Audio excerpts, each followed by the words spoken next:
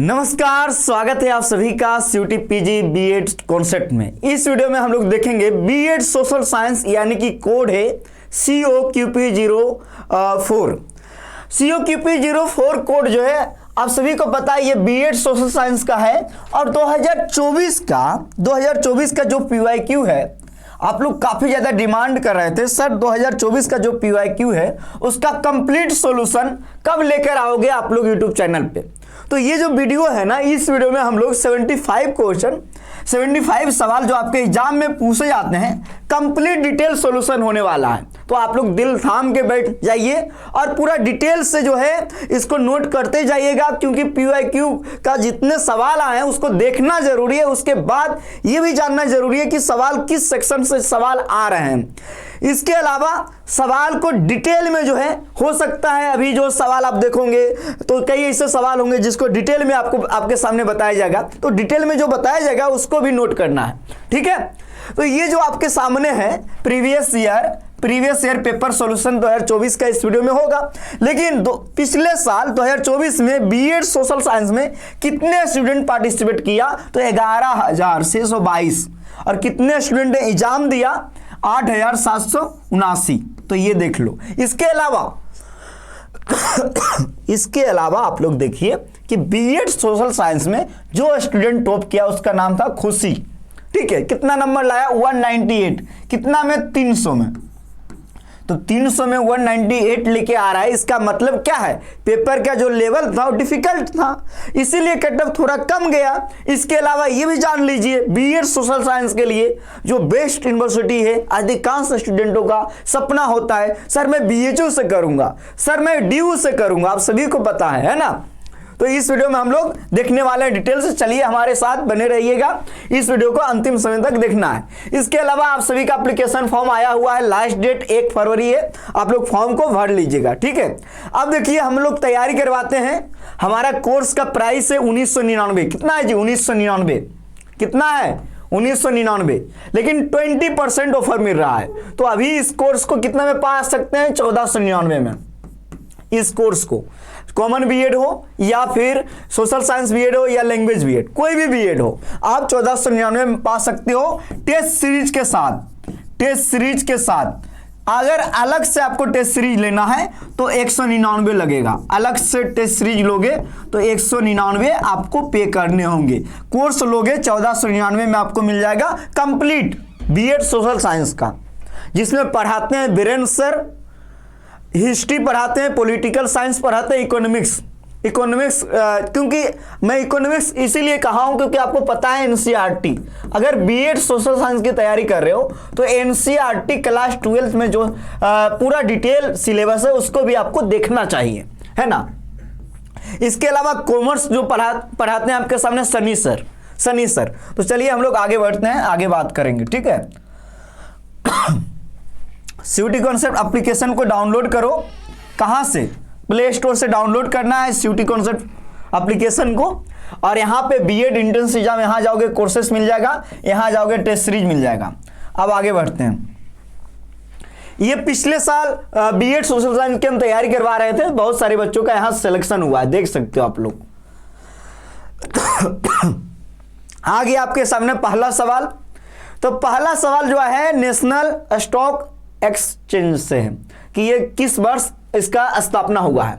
तो इसी प्रकार अभी आपके सामने 75 सवाल दिखने वाले हैं। कितना सवाल देखो, आप इधर से देखना, टोटल जो है ना, टोटल जो PYQ है आपका हिंदी इंग्लिश दोनों में हम लोग आपके सुविधा अनुसार करके आए हैं, हिंदी इंग्लिश दोनों में। और आप सभी लोग जानते हो कि अगर आप हमारे पेड कोर्स से जुड़े हो तो आप सभी लोग जानते होंगे कि आप लोग को वीरेंद्र सर पढ़ा रहे हैं। कौन पढ़ा रहे हैं, वीरेंद्र सर पढ़ा रहे हैं। उसके बाद सनी सर भी पढ़ा रहे हैं। इसके बाद सूरज सर पढ़ा रहे हैं। इसके अलावा आप लोग जब देखोगे तो आपको बहुत ऐसे टॉपिक मिलेंगे जहां पे मैं भी देख रहा हूं, ठीक है। इसके अलावा अगर आप आपको साथ में जो है NCERT क्लास 12 का डिटेल हिस्ट्री हो गया, जियोग्राफी हो गया, पॉलिटी हो गया, इकोनॉमिक्स, जिसका भी क्लासेस आप लोग को मिल रहा है, क्योंकि इससे भी सवाल देखने को मिलते हैं आपके एग्जाम में। तो ये पहला सवाल आपके सामने रहा। तो आपके मेरा थोड़ा स्वास्थ्य ठीक नहीं है, लेकिन कोई बात नहीं, एग्जाम में काफी कम टाइम बचा है, इसीलिए हम लोग को सिलेक्शन के लिए पढ़ाई करनी पड़ेगी। तो सर को हम इनवाइट कर रहे हैं, बीरेंद्र सर, जो कि आपके बीच 75 सवाल को डिटेल में सॉल्यूशन करवाने वाले हैं। तो सर आइए, आपने बहुत मेहनत किया है सर। सर पीवाईक्यू का सवाल कैसे लगे आपको, जब आपने पीवाईक्यू देखा तो? सर देखिए, कुछ ईयर्स के हमें बिल्कुल मतलब ऐसे लगे कि इजी है। बाकी एक आध ईयर का अगर देखा जाए, जैसे हम लोगों ने ऐप में लगभग एक पर जो है बहुत सारे ईयर का, आई थिंक 10 साल का पूरा 10 से 12 साल का हम लोग डिस्कस कर चुके हैं। बाकी अभी वो क्लासेस चल ही रही हैं, बट मॉडरेट है, इतना ज़्यादा टफ नहीं देखने को मिला है। अगर बच्चे मेहनत करेंगे सही से तो अच्छे से उन क्वेश्चंस को कर सकते हैं। बाकी सर थैंक यू बुलाने के लिए। और सर का परिचय नहीं करवाएंगे क्योंकि बहुत बार करवा चुके हैं। सर अपने से आप अपना परिचय दीजिए इन लोगों को, आप अपने बारे में बता दीजिए, इसके बाद कंटिन्यू कीजिए sir. Okay thank you sir. तो चलिए, आप सभी को नमस्कार, राधे राधे, हर हर महादेव। हम लोग शुरुआत करते हैं पहले क्वेश्चन से। तो जैसा रजनीश सर ने अभी बताया कि आप लोग टाइम बहुत कम बचा है बच्चों, और आप लोगों को अब मेहनत बढ़ानी होगी, और कहीं ना कहीं आपको एक आइडिया लगेगा इस पेपर से कि लास्ट टाइम आपके सामने कैसे क्वेश्चंस आए थे पॉलिटिकल साइंस से, उसमें और मतलब टोटल 75 क्वेश्चंस हैं यहाँ पे, वो हम लोग पूरा डिस्कस करेंगे एक एक करके, ठीक है। तो आई होप आप लोग रेडी होंगे। और कुछ क्वेश्चंस हम यहाँ पे क्या करेंगे, जैसे मान लीजिए कुछ तो मैक्सिमम तो मैं करा दूंगा, बाकी कुछ क्वेश्चंस आपके लिए होमवर्क दूंगा कि देखें आप लोग कितनी आपकी पढ़ाई तैयारी हो चुकी है और कितना बचा हुआ है, ठीक है। और जो बच्चे हमसे ऐप पे जुड़े हैं, ठीक, उनको ऑलरेडी पीवाईक्यू डिस्कस किया जा रहा है, तो उनको शायद ये क्वेश्चंस हो भी चुके होंगे, कुछ बच्चे देख भी चुके होंगे। बाकी जो नहीं किए होंगे उनके लिए फिर से एक बार यहाँ पे हम लोग अवेलेबल हैं। तो चलिए हम लोग स्टार्ट करते हैं। स्टार्ट हम लोग करते हैं एक कोट से, ठीक है, आपको मोटिवेट करते हुए। तो आपका कोट है कि बेटा राह संघर्ष की जो चलता है, ठीक है, राह संघर्ष की जो चलता है वो ही संसार को बदलता है। जिसने रातों से जंग जीती सुबह सूर्य बनकर वही चमकता है। कहने का मतलब है कि आप जब संघर्ष करोगे तो आप जग भी जीत सकते हो, संसार भी जीत सकते हो। यहाँ पे आपके सामने एक एग्जाम है, इस समय आप उसी को पूरा संसार मान के उसके लिए संघर्ष करिए। यहाँ से आपको आगे के एग्जाम्स के लिए मोटिवेशन मिलेगा, या लाइफ में कुछ भी करना चाहते हैं कि अगर आपने ठान ली तो आप उस चीज को करके दिखा सकते हैं। तो चलिए हम लोग स्टार्ट करते हैं क्वेश्चन से। पहला क्वेश्चन है हमारा, national stock exchange was established in which year. National stock exchange की स्थापना किस वर्ष हुई थी, ये क्वेश्चन में पूछ रहा है। तो देखिए सबसे पहले जानिए कि नेशनल स्टॉक एक्सचेंज जो भारत का है वो आपका मुंबई में है, ठीक है, और इसकी स्थापना आपकी 27 नवंबर 1992 को की गई थी, ठीक है। ये विश्व का 7वां सबसे बड़ा स्टॉक एक्सचेंज है, वर्ल्ड का 7th सबसे बड़ा स्टॉक एक्सचेंज है इंडिया का, ठीक है। यहां पे आपसे केवल क्वेश्चन पूछा किस ईयर में स्टैब्लिशमेंट हुआ इसका, तो 1992 में 27 नवंबर को, ठीक है। बढ़ते हैं हम लोग नेक्स्ट क्वेश्चन बच्चों। अगला क्वेश्चन है हमारा, विच one of the following areas in USA has lost its ground as a leading producer of iron and steel industry, ठीक है। यहां पे क्वेश्चन पूछा जा रहा है कि संयुक्त राज्य अमेरिका में निम्नलिखित में से किस क्षेत्र ने लोहा और इस्पात उद्योग के अग्रणी उत्पादक के रूप में अपनी जमीन खो दी है। तो इसका आपका करेक्ट आंसर आप लोगों को मैक्सिमम को पता होगा, क्योंकि आपने ऑलरेडी सुन रखा होगा जो यूएसए में पिट्सबर्ग एरिया है वहां पे आयरन और स्टील का प्रोडक्शन भारी मात्रा में हुआ करता था। लेकिन कई सालों से देखने को मिल रहा है कि धीरे धीरे यहां पे आयरन और स्टील का प्रोडक्शन कम होता दिख रहा है। तो इसका करेक्ट ऑप्शन आपका क्या हो जाएगा, पिट्सबर्ग हो जाएगा, ठीक है। देखते हैं हम लोग अगला क्वेश्चन। अगला क्वेश्चन है, आरबीआई पब्लिशेज, आरबीआई मतलब reserve bank of India, Bharat का सेंट्रल बैंक, ठीक है, जिसका स्थापना कब हुआ? 1935 में। RBI publishes figures for alternative measures of money supply, ठीक है। देखिए मनी सप्लाई क्या होता है बच्चों? जो भी हमारे देश में पैसा सर्कुलेट कर रहा है, हम लोग एक एक चीज बात करते चलेंगे, ठीक है। अगर मनी सप्लाई को हम लोग हिंदी में देखेंगे तो उसे क्या बोलते हैं? मुद्रा आपूर्ति के वैकल्पिक उपायों के आंकड़े प्रकाशित करता है। मतलब आरबीआई क्या है? मनी सप्लाई के जो भी डेटा है वो क्या करता है? प्रकाशित करता है। तो वहां पे पूछा जा रहा है कि दे आर डिफाइंड एज, यहां पे आपको 4 ऑप्शन दिए हुए हैं जिसमें वो डिफाइन किए गए हैं। अब हमें बताना है कि इनमें से कौन सा सही है और कौन सा गलत है। एक बार क्वेश्चन को हम थोड़ा जूम कर लें जिससे आप लोगों को क्या हो, ये चीज सही से विजुअल रहे।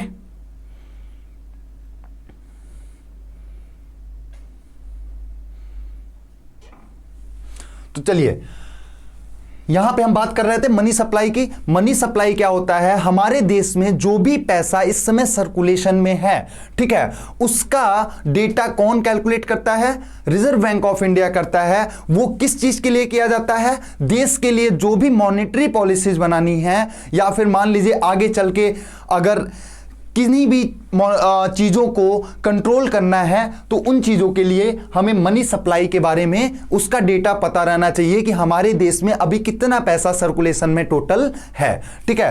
अब उसको कैलकुलेट करने के हमारे पास उनमें क्या होता है? नैरो मनी और ब्रॉड मनी, ठीक, जिन्हें हम लोग 4 तरह से देखते हैं, M1, M2, M3 and M4, ठीक है। तो M1, M2, M3, M4 होता क्या है? M1 आपका हो जाता है, पहली चीज M1 जो होता है वो सबसे ज्यादा लिक्विड होता है। मतलब सबसे ज्यादा लिक्विड का मतलब ये हुआ कि वो आपका सबसे ज्यादा यूज में रहता है, मतलब सर्कुलेशन में रहता है।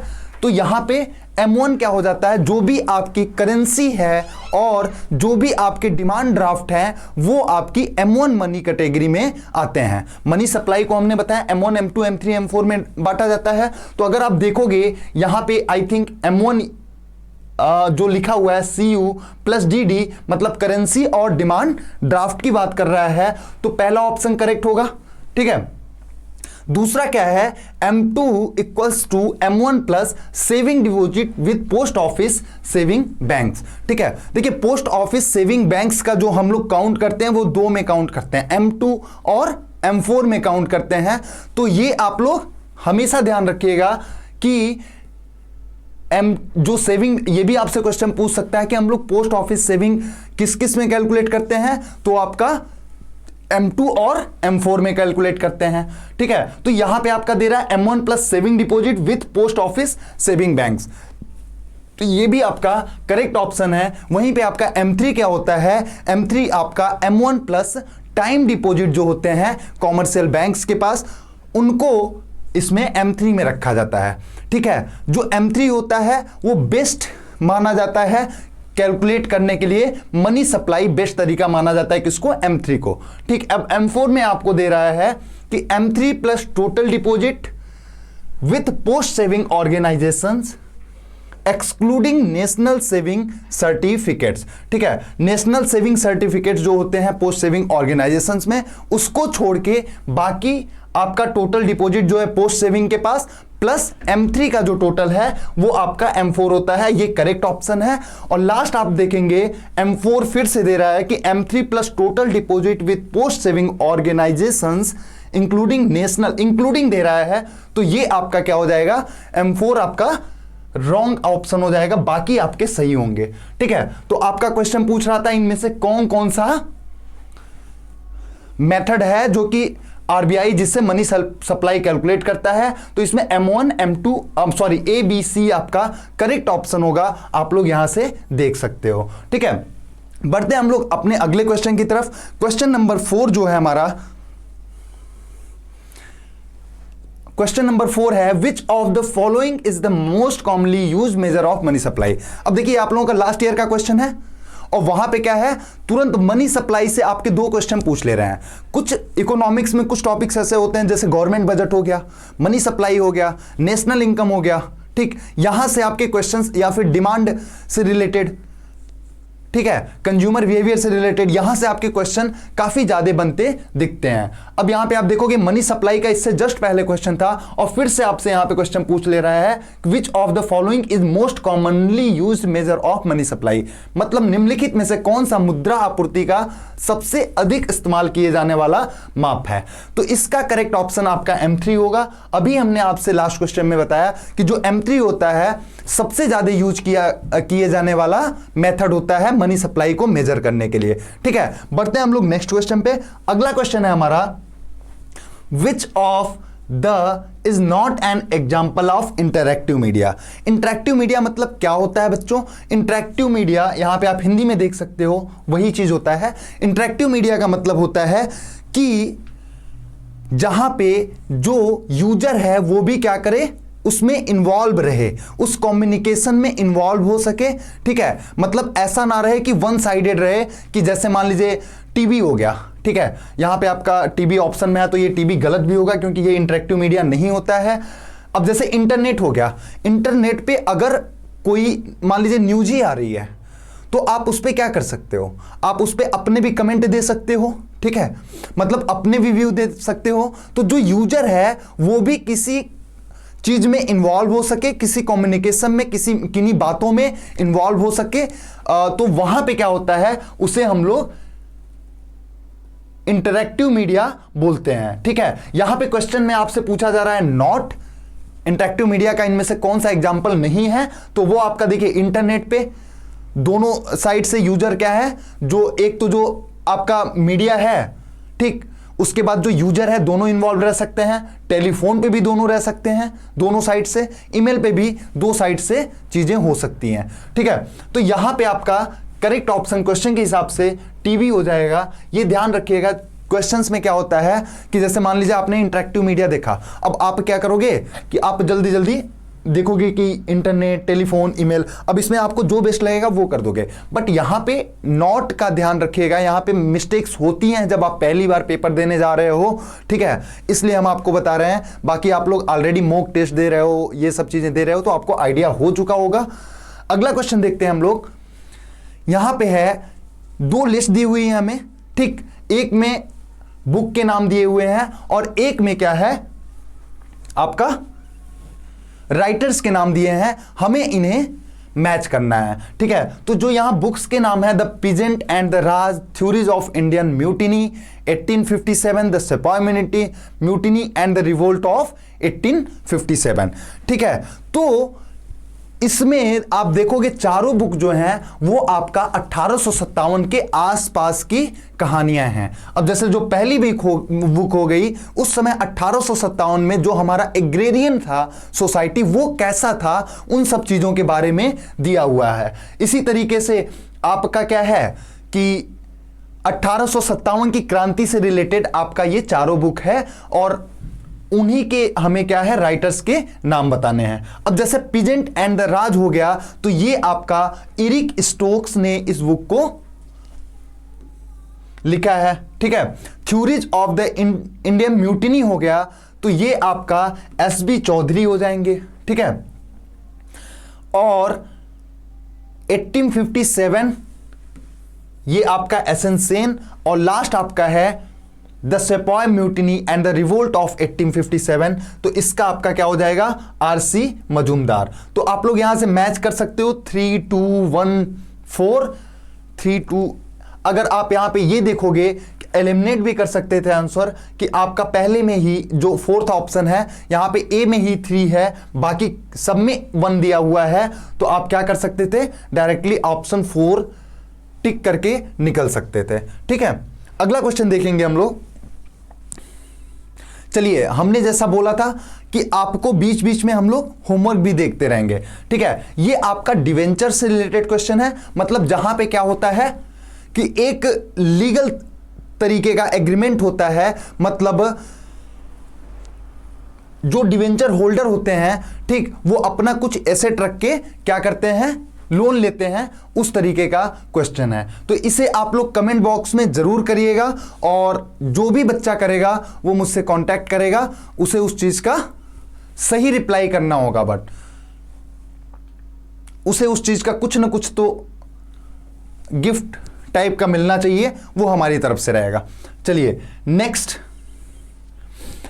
अगला क्वेश्चन आपका, calculate the price elasticity of supply from the information. हमें प्राइस इलास्टिसिटी ऑफ सप्लाई निकालना है इस इंफॉर्मेशन में से।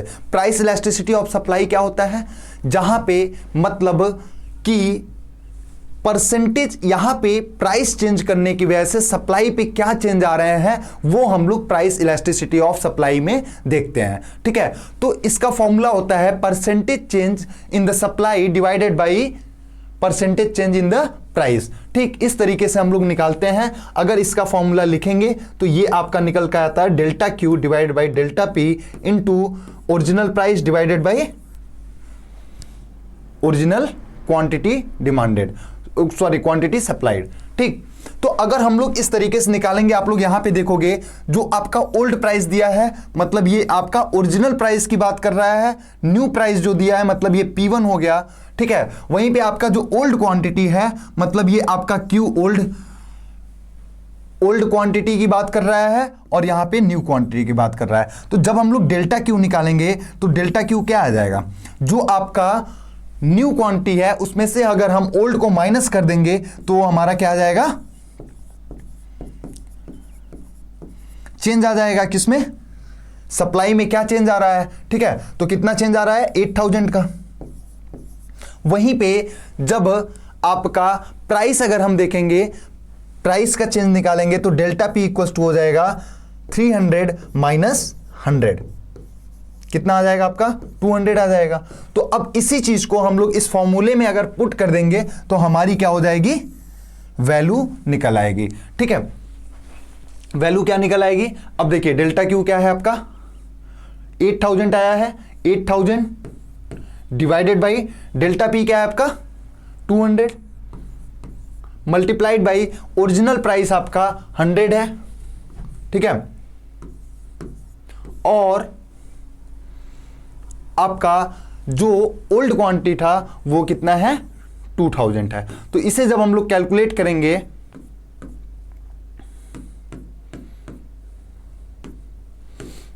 तो आपका क्या आ जाएगा, 8 डिवाइडेड बाई 4 मतलब आपकी वैल्यू कितनी आ जा रही है, 2 आ जा रही है। मतलब जो आपका ES की वैल्यू निकल के आ रही है, ये आपका ES का फॉर्मूला होता है, तो ES की वैल्यू जो निकल के आ रही है वो 2 आ रही है।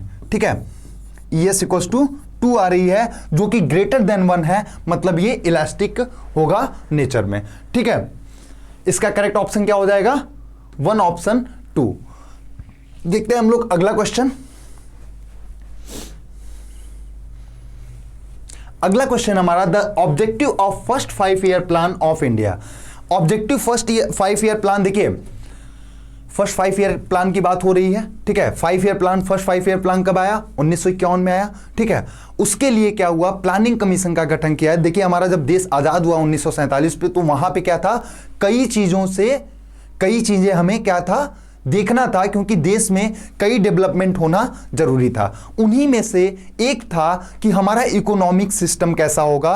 ठीक, तो उन सब पे 1947 में जब हमारा देश आजाद हो गया तो उसके बाद उस पर विचार चलने लगे, और पहला 1948 में इंडस्ट्रियल पॉलिसी रेजुलेशन आया। ठीक है, वहां के बाद फिर आपका 1950 में प्लानिंग कमीशन गठन किया गया कि यहां से क्या होगा, अब वो प्लानिंग कमीशन 5 ईयर प्लान बनाना स्टार्ट किए 1951 से।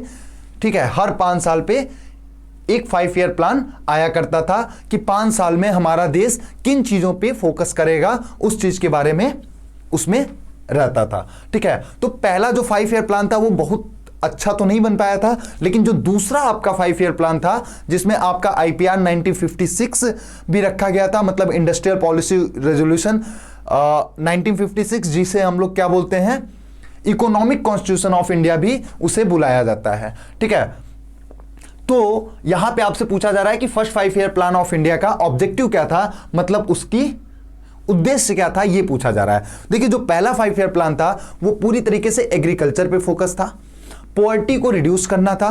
ठीक है, इनकम ग्रोथ करना था लोगों का, इक्विटी पे फोकस था, तो इन सब चीजों पे फोकस था। एक चीज और, जो हमारा प्लानिंग कमीशन गठन किया गया था वहां पे उसके 4 ऑब्जेक्टिव उसके भी थे। उसके 4 ऑब्जेक्टिव क्या थे जो प्लानिंग कमीशन के थे,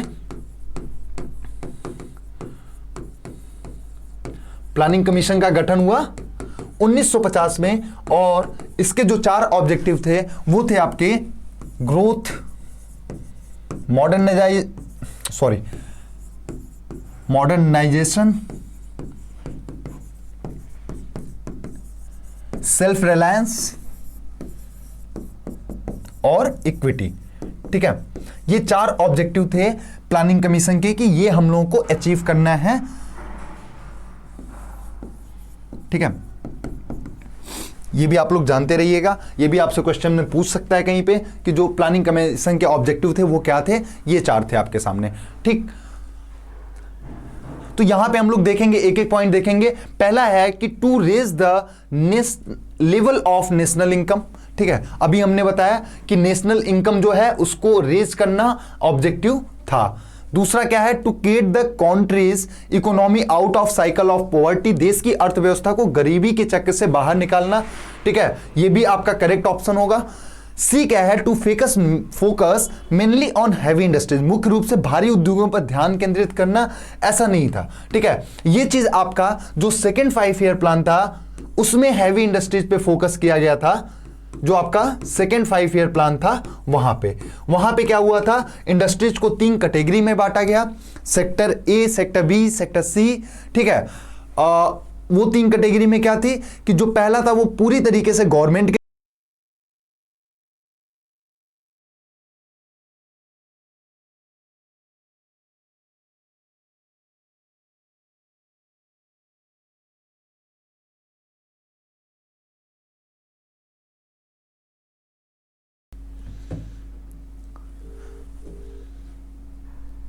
चलिए, कोई टेक्निकल इशू था, आई थिंक अभी फिर सही हो गया। सर वो कैमरा ऑफ हो गया था लेकिन फिर चालू हो गया। तो यहां पे हम क्या बता रहे थे आपसे कि जो हैवी इंडस्ट्रीज पे फोकस किया गया था वो बच्चों आपका सेकंड 5 ईयर प्लान में फोकस किया गया था, जहां पे इंडस्ट्रीज को 3 कैटेगरी में बांटा गया। आपका sector A, sector B, sector C, जिसमें आपकी क्या है, सेक्टर ए में पूरी तरीके से गवर्नमेंट के अंडर में जो इंडस्ट्रीज रहेंगी। ठीक है, सेक्टर बी में क्या है, वहां पे कुछ सप्लीमेंट्री वर्क प्राइवेट भी, मतलब प्राइवेट को भी सप्लीमेंट किया जाएगा। और थर्ड में क्या है, प्राइवेट इंडिविजुअल के लिए इंडस्ट्रीज रहेंगी बट वहां भी गवर्नमेंट लाइसेंस डिस्ट्रीब्यूट करेगा। ठीक है, ये सब था आपका IPR 1956 में, जो कि सेकेंड 5 ईयर प्लान में था। ठीक, अगला है to focus mainly on the agrarian sector including investment in dams and irrigation, मुख्य रूप से कृषि क्षेत्र पर ध्यान केंद्रित करना, जिसमें बांधों और सिंचाई में भी निवेश शामिल है। यह भी आपका करेक्ट ऑप्शन होगा, जो आपका फर्स्ट 5 ईयर प्लान में शामिल थे। ठीक, तो यहां पे आप देख पा रहे हो कि इकोनॉमिक्स से आपका मेन बजट, ठीक, कहीं ना कहीं आपका 5 ईयर प्लान पूछ रहा है। एक चीज और ध्यान रखिएगा आप लोग कि जैसे हमने अगर प्लानिंग कमीशन की बात की तो अभी फिलहाल आपका प्लानिंग कमीशन को अबॉलिश करके अब क्या है, नीति आयोग बना दिया गया है। ठीक है, प्लानिंग कमीशन को कब अबॉलिश किया गया, ये आपका अगस्त 2014 जब मोदी गवर्नमेंट पावर में आई तो उन्होंने बोला कि भाई अब क्या है, ये 65 साल पुराना हो चुका है प्लानिंग कमीशन, और यहां पे हमें एक नए बॉडी की जरूरत है जो कि क्या कर सके, जो चेंजेस आ चुके हैं इतने सालों में उन चीजों पे फोकस कर सके। ठीक है, पहले क्या हुआ करता था कि आपका जो प्लानिंग कमीशन है उसमें कहीं ना कहीं पूरा कंट्रोल सेंटर का हुआ करता था, बट जब नीति आयोग आया, नीति आयोग कब आया आपका, 1 जनवरी 2015। ठीक है, 1 जनवरी 2015 को नीति आयोग का गठन किया गया। इसका फुल फॉर्म हो जाएगा आपका national institution for transforming India, NITI Aayog का। और वहीं पे हम क्या बता रहे थे, आपका नीति आयोग का गठन किया गया। इसमें क्या किया गया कि भाई ठीक है, इसके चेयरमैन आपके कौन होंगे, प्राइम मिनिस्टर होंगे। उसके बाद जो गवर्निंग बॉडी होगी उसमें सभी स्टेट के सीएम होंगे, और जो भी यूनियन टेरिटरीज में असेंबली है, ठीक है, विधानसभा है, वहां के सीएम होंगे। 3 में है फिलहाल, जम्मू एंड कश्मीर, आपका पुडुचेरी और दिल्ली। ठीक है, इन 3 जगह है, तो तीनों जगह के सीएम और बाकी के केंद्र शासित प्रदेशों के लेफ्टिनेंट गवर्नर रहेंगे। ठीक, ये गवर्निंग काउंसिल में शामिल रहेंगे। बाकी देश के कुछ एक्सपर्टाइज को भी इनवाइट किया जाएगा। ठीक है, जो भी आपका क्या होगा, प्लान बनाना होगा उसके लिए नीति आयोग में। ठीक, तो यहां पे आपका करेक्ट ऑप्शन क्या हो गया, A, B and D, second option correct हो जाएगा। नेक्स्ट क्वेश्चन देखते हैं हम लोग 11th क्या है, according to Johnston a core strategic paradigm provides answer to the following question. Johnson के अनुसार एक मुख्य रणनीतिक प्रतिमान निम्नलिखित प्रश्नों का उत्तर प्रदान करता है। पहला है the role of war in international relation, मतलब अंतरराष्ट्रीय संबंधों में युद्ध की भूमिका।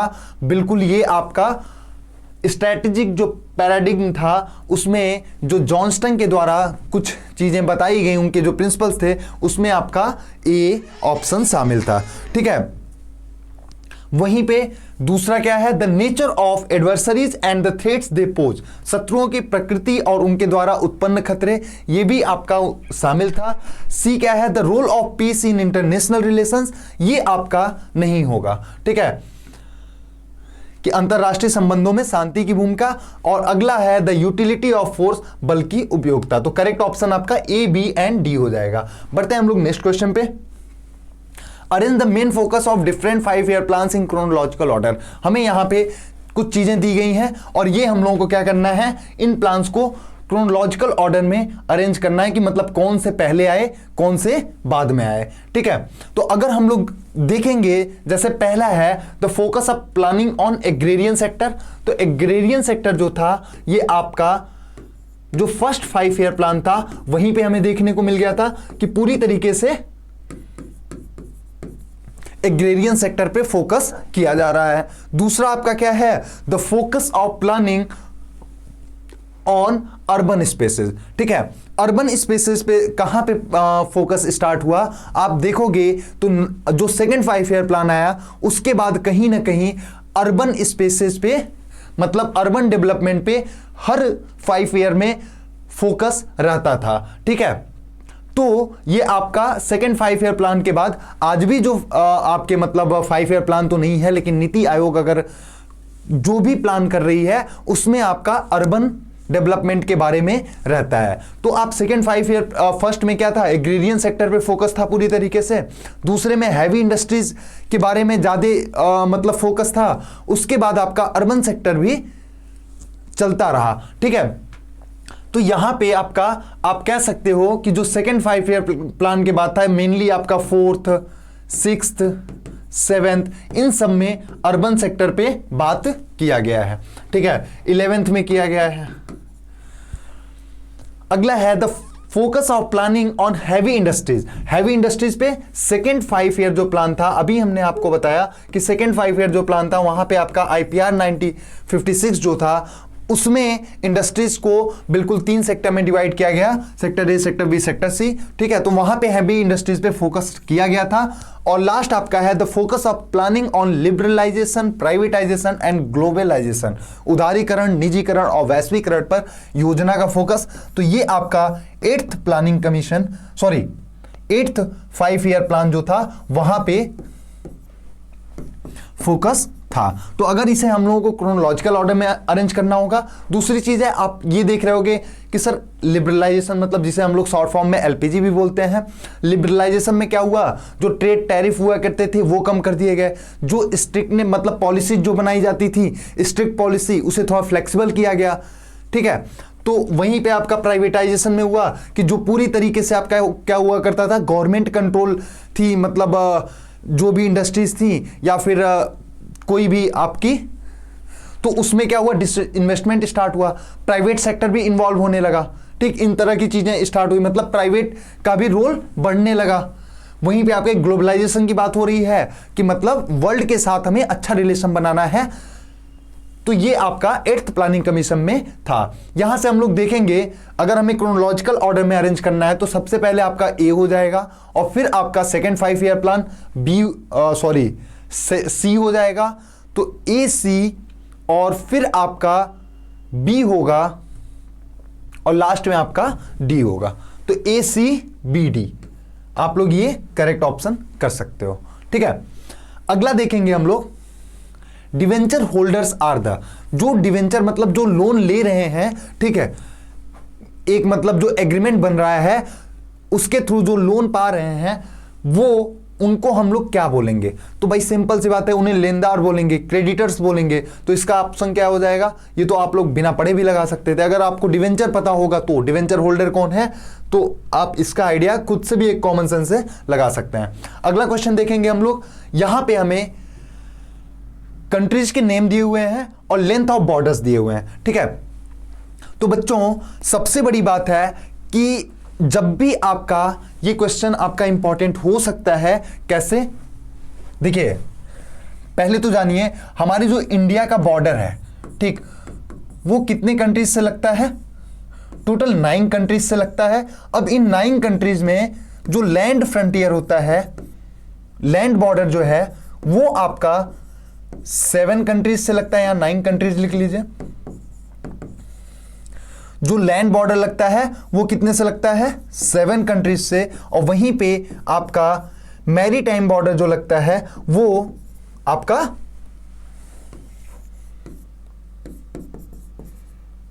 मतलब आप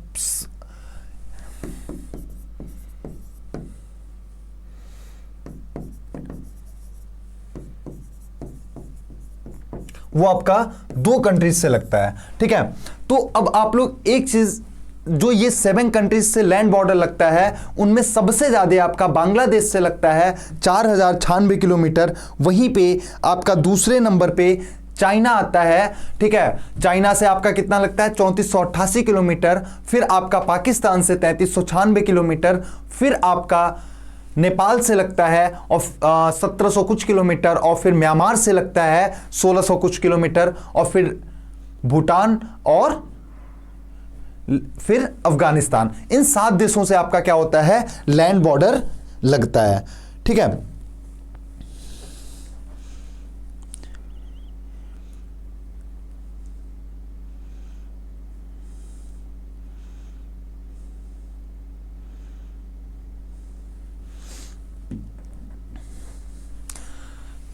तो हम क्या बता रहे थे? जो ये 7 कंट्रीज हैं वो कौन कौन है?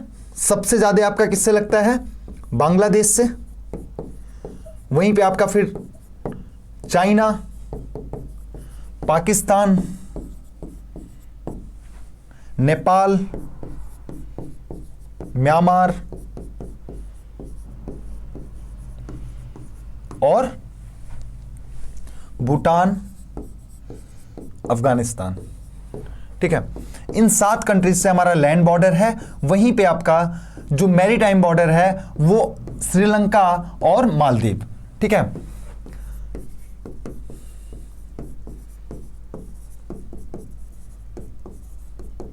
श्रीलंका और मालदीव से हमारा ये बॉर्डर्स लगते हैं, ठीक।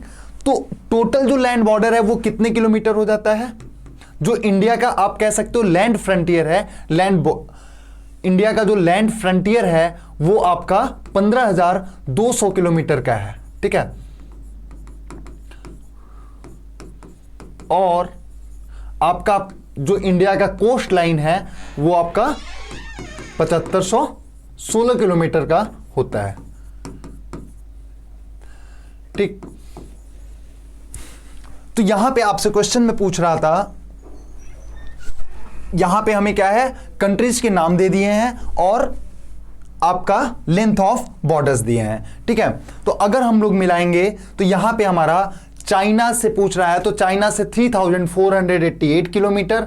वहीं पे आपका पाकिस्तान से 3323 और नेपाल से आपका हमने बताया 1700 कुछ किलोमीटर, तो 1751 और भूटान से 699 किलोमीटर का बॉर्डर लगता है। तो यहां पर अगर आप लोग देखोगे तो ए का 2 हो रहा है 2413। 2 आपका एक ही ऑप्शन में, अगर ये भी आपको पता होगा कि बांग्लादेश से सबसे ज्यादा लगता है, सॉरी बांग्लादेश है ही नहीं, चाइना है। तो अगर आपका इनमें से किसी एक का पता होता तो आई थिंक आप लोग कर लेते। तो अगला क्वेश्चन देखेंगे हम लोग। When Mizoram and Arunachal Pradesh become separate state, Mizoram और अरुणाचल प्रदेश सेपरेट स्टेट कब बने, ठीक है। ये आपका मिजोरम पहले आपका 1972 में यूनियन टेरिटरी बना और उसके बाद आपका 1987 में स्टेटहुड पाया। आपका अरुणाचल प्रदेश भी क्या है 1987 में स्टेट बना, तो इसका करेक्ट ऑप्शन क्या हो जाएगा 1987। और ये तो आप लोग निश्चित रूप से रट रखे हो, अगर आपका एग्जाम इतना पास होगा तो एटलीस्ट आप लोग सभी स्टेट्स मतलब स्टेट्स का फॉर्मेशन कब हुआ है ये आप लोग अच्छे से याद कर लीजिएगा। जैसे अभी रिसेंट आप देख सकते हो तो किसका हुआ है, सबसे इधर तेलंगाना का हुआ है, ठीक 2014 में। और वहीं पे आप उससे पहले देखोगे तो 2000 में आपका छत्तीसगढ़, ठीक उत्तराखंड इनका हुआ है। तो ये आप लोग स्टेट्स फॉर्मेशन आप लोग क्या कर सकते हो, बिल्कुल रटे रहिएगा क्योंकि ये क्वेश्चन आपके बन सकते हैं। इसका करेक्ट ऑप्शन आपका क्या हो गया 1987।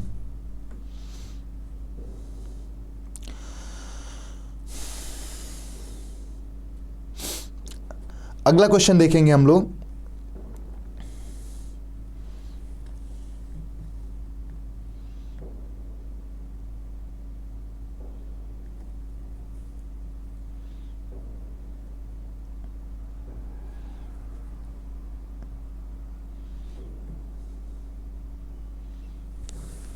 चलिए नेक्स्ट क्वेश्चन है हमारा, shifting cultivation is known as ladang इन।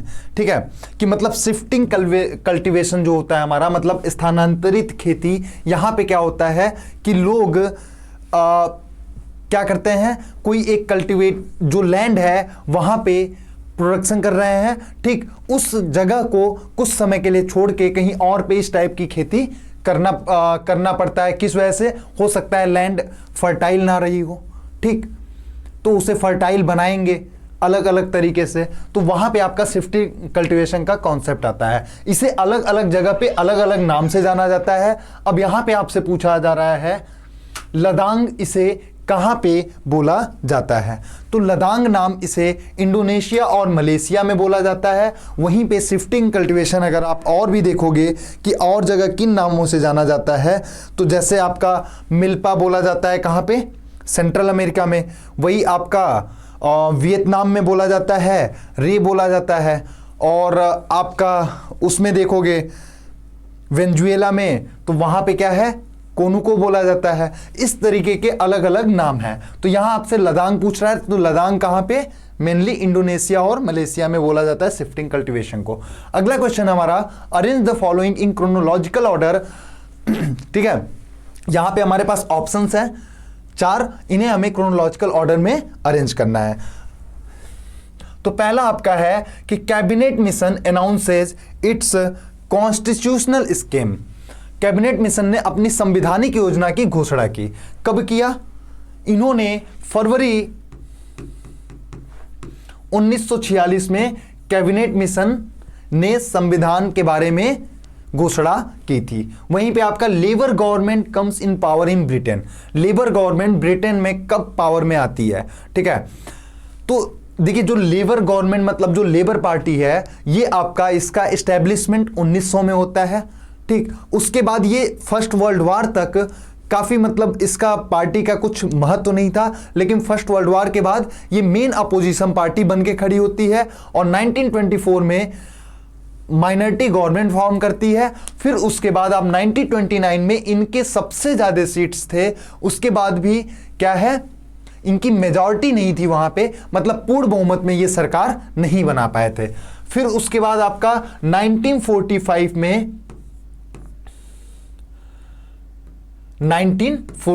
में ये पूर्ण बहुमत में अपनी गवर्नमेंट बनाते हैं। सीमेंट नहीं सॉरी,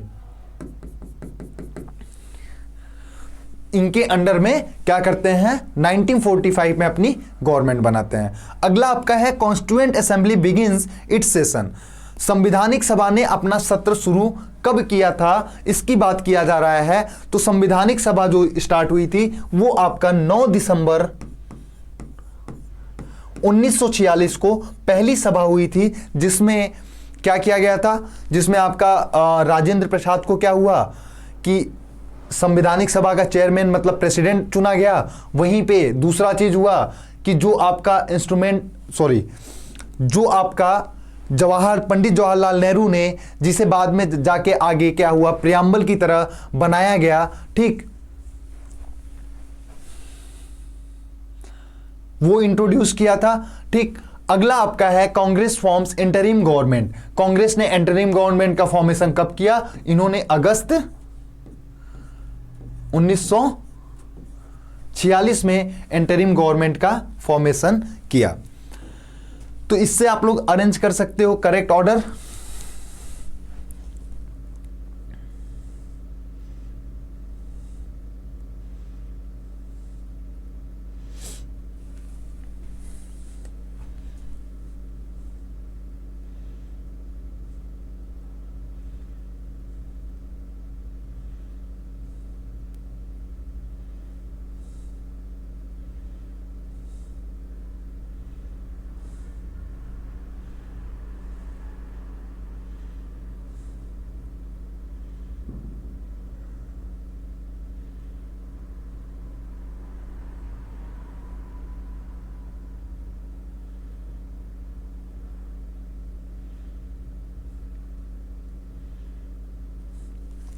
चलिए, आप लोग अरेंज कर चुके होंगे आई थिंक।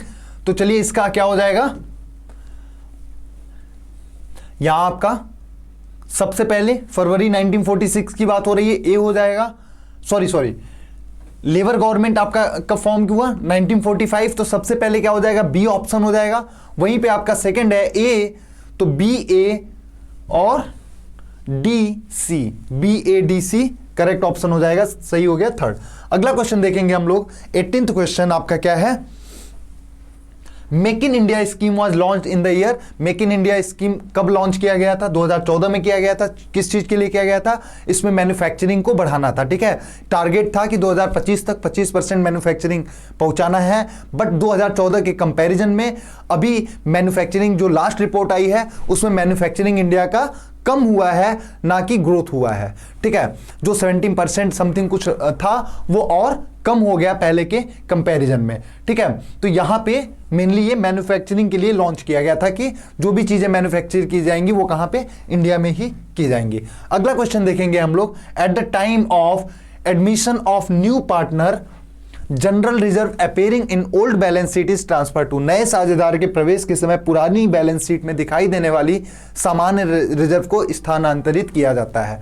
ठीक है, जो हमारी बैलेंस शीट है उसमें अगर कोई नया मेंबर आ रहा है, ठीक, तो अभी तक जो उसका प्रॉफिट शेयर है वो क्या होगा? वो जो पुराने साझेदार थे उनके कैपिटल अकाउंट में ट्रांसफर किया जाएगा, क्योंकि जो नया आ रहा है अभी तक उसका कोई भागीदारी उस प्रॉफिट में नहीं रहा है। ठीक, तो यहां पे क्या हो जाएगा? ओल्ड पार्टनर के कैपिटल अकाउंट में ट्रांसफर किया जाएगा। तो आप लोग ऑप्शन देख सकते हो, ऑल पार्टनर्स कैपिटल अकाउंट नहीं होगा, न्यू पार्टनर्स कैपिटल अकाउंट नहीं, old partners capital account correct option हो जाएगा। बढ़ते हैं हम लोग नेक्स्ट क्वेश्चन पे।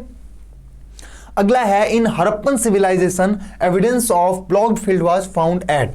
देखिए, हड़प्पन सिविलाइजेशन मतलब आपका सिंधु घाटी सभ्यता की बात हो रही है। हड़प्पा नाम इसलिए पड़ा क्योंकि जो पहली साइट खोदी गई थी 1921 में दयाराम के द्वारा, ठीक है, वो कौन सी थी? हड़प्पा थी। वहीं से आपका इस सिविलाइजेशन का नाम हड़प्पन सिविलाइजेशन पड़ गया। ठीक है, हड़प्पा आपका पाकिस्तान प्रोविंस पाकिस्तान में पड़ेगा। रवि रिवर के किनारे ये साइट हमें मिली थी। ठीक है, तो अब ये बोला जा रहा है हड़प्पा सभ्यता में जुते हुए खेत के साथ साक्ष्य कहां मिले थे। ठीक है, तो ये आपका जो कालीबंगन था साइट, ठीक है, कालीबंगन जो था वहां पे क्या हुआ है? जुते हुए खेत के साक्ष्य मिले हैं। जो जुते हुए खेत थे वो राइट एंगल पे, मतलब इस टाइप का प्लॉट थे जो राइट एंगल पे प्लॉट थे। उससे ये अंदाजा लगाया गया है कि यहां पे 2 फसलों का उपज हुआ करता था। ठीक है, अगला क्वेश्चन देखेंगे हम लोग। Who was the founder president of भारतीय जनसंघ? भारतीय जनसंघ के फाउंडर प्रेसिडेंट कौन थे? ये पार्टी भारतीय जनसंघ जो है इसका फॉर्मेशन कब होता है? अक्टूबर 1951 में होता है। आगे चल के इसका फाउंडिंग ये श्यामा प्रसाद मुखर्जी और साथ में जो फाउंडर थे वो श्यामा प्रसाद मुखर्जी थे, लेकिन इसमें दीनदयाल उपाध्याय भी इनके साथ थे इस पार्टी को बनाने में। ठीक है, तो इसका formation I think date confirm नहीं है, एक बार आप लोग कंफर्म कर लीजिएगा, बट शायद 21 अक्टूबर है और 21 अक्टूबर 1951 को होता है। उसके बाद आपका 1977 में क्या होती है, ये कई पार्टियां मिलके पहली बार ये गवर्नमेंट बनाते हैं और फिर 1980 में पार्टियां अलग होती हैं और फिर वहां से ये पार्टी भारतीय जनता पार्टी के नाम से अभी भी चल रही है। ठीक है, तो इसके फाउंडर कौन थे? श्यामा प्रसाद मुखर्जी करेक्ट ऑप्शन हो जाएगा। अगला क्वेश्चन देखेंगे हम लोग, which one of the following is not a measure of population density. देखो बच्चों, पॉपुलेशन डेंसिटी क्या होता है? पॉपुलेशन डेंसिटी आपका होता है कि नंबर ऑफ पर्सन, ठीक, किसी मतलब एरिया में कितने नंबर ऑफ पर्सन रह रहे हैं, वो आपका क्या होता है? पॉपुलेशन डेंसिटी होता है। नंबर ऑफ पर्सन लिविंग इन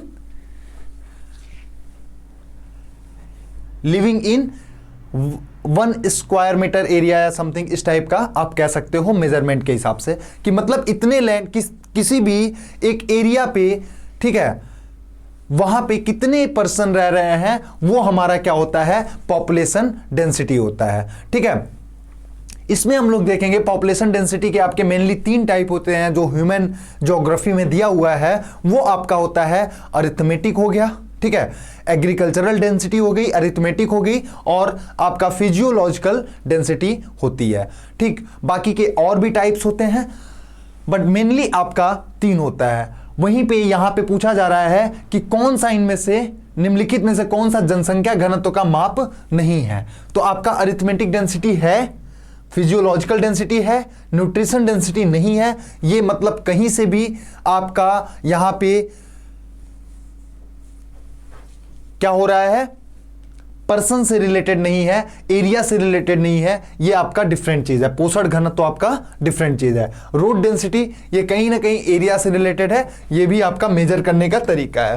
तो यहां पे आपसे नॉट पूछ रहा था क्वेश्चन में, तो करेक्ट ऑप्शन क्या हो जाएगा? 3rd हो जाएगा, न्यूट्रिशन डेंसिटी। नेक्स्ट क्वेश्चन देखते हैं हम लोग, जो 23 है।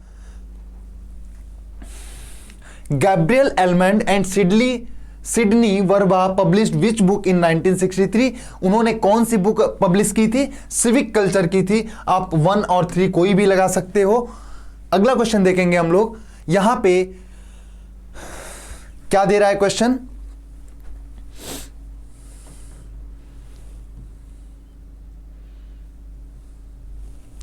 क्वेश्चन दे रहा है आपके सामने क्या है? 2 लिस्ट है और इन 2 लिस्ट को हमें क्या करना है? मैच करना है। यहां पे मोनोपोली फर्म की बात हो रही है, तो पहले हम लोग जान ले मोनोपोली फर्म क्या होती है।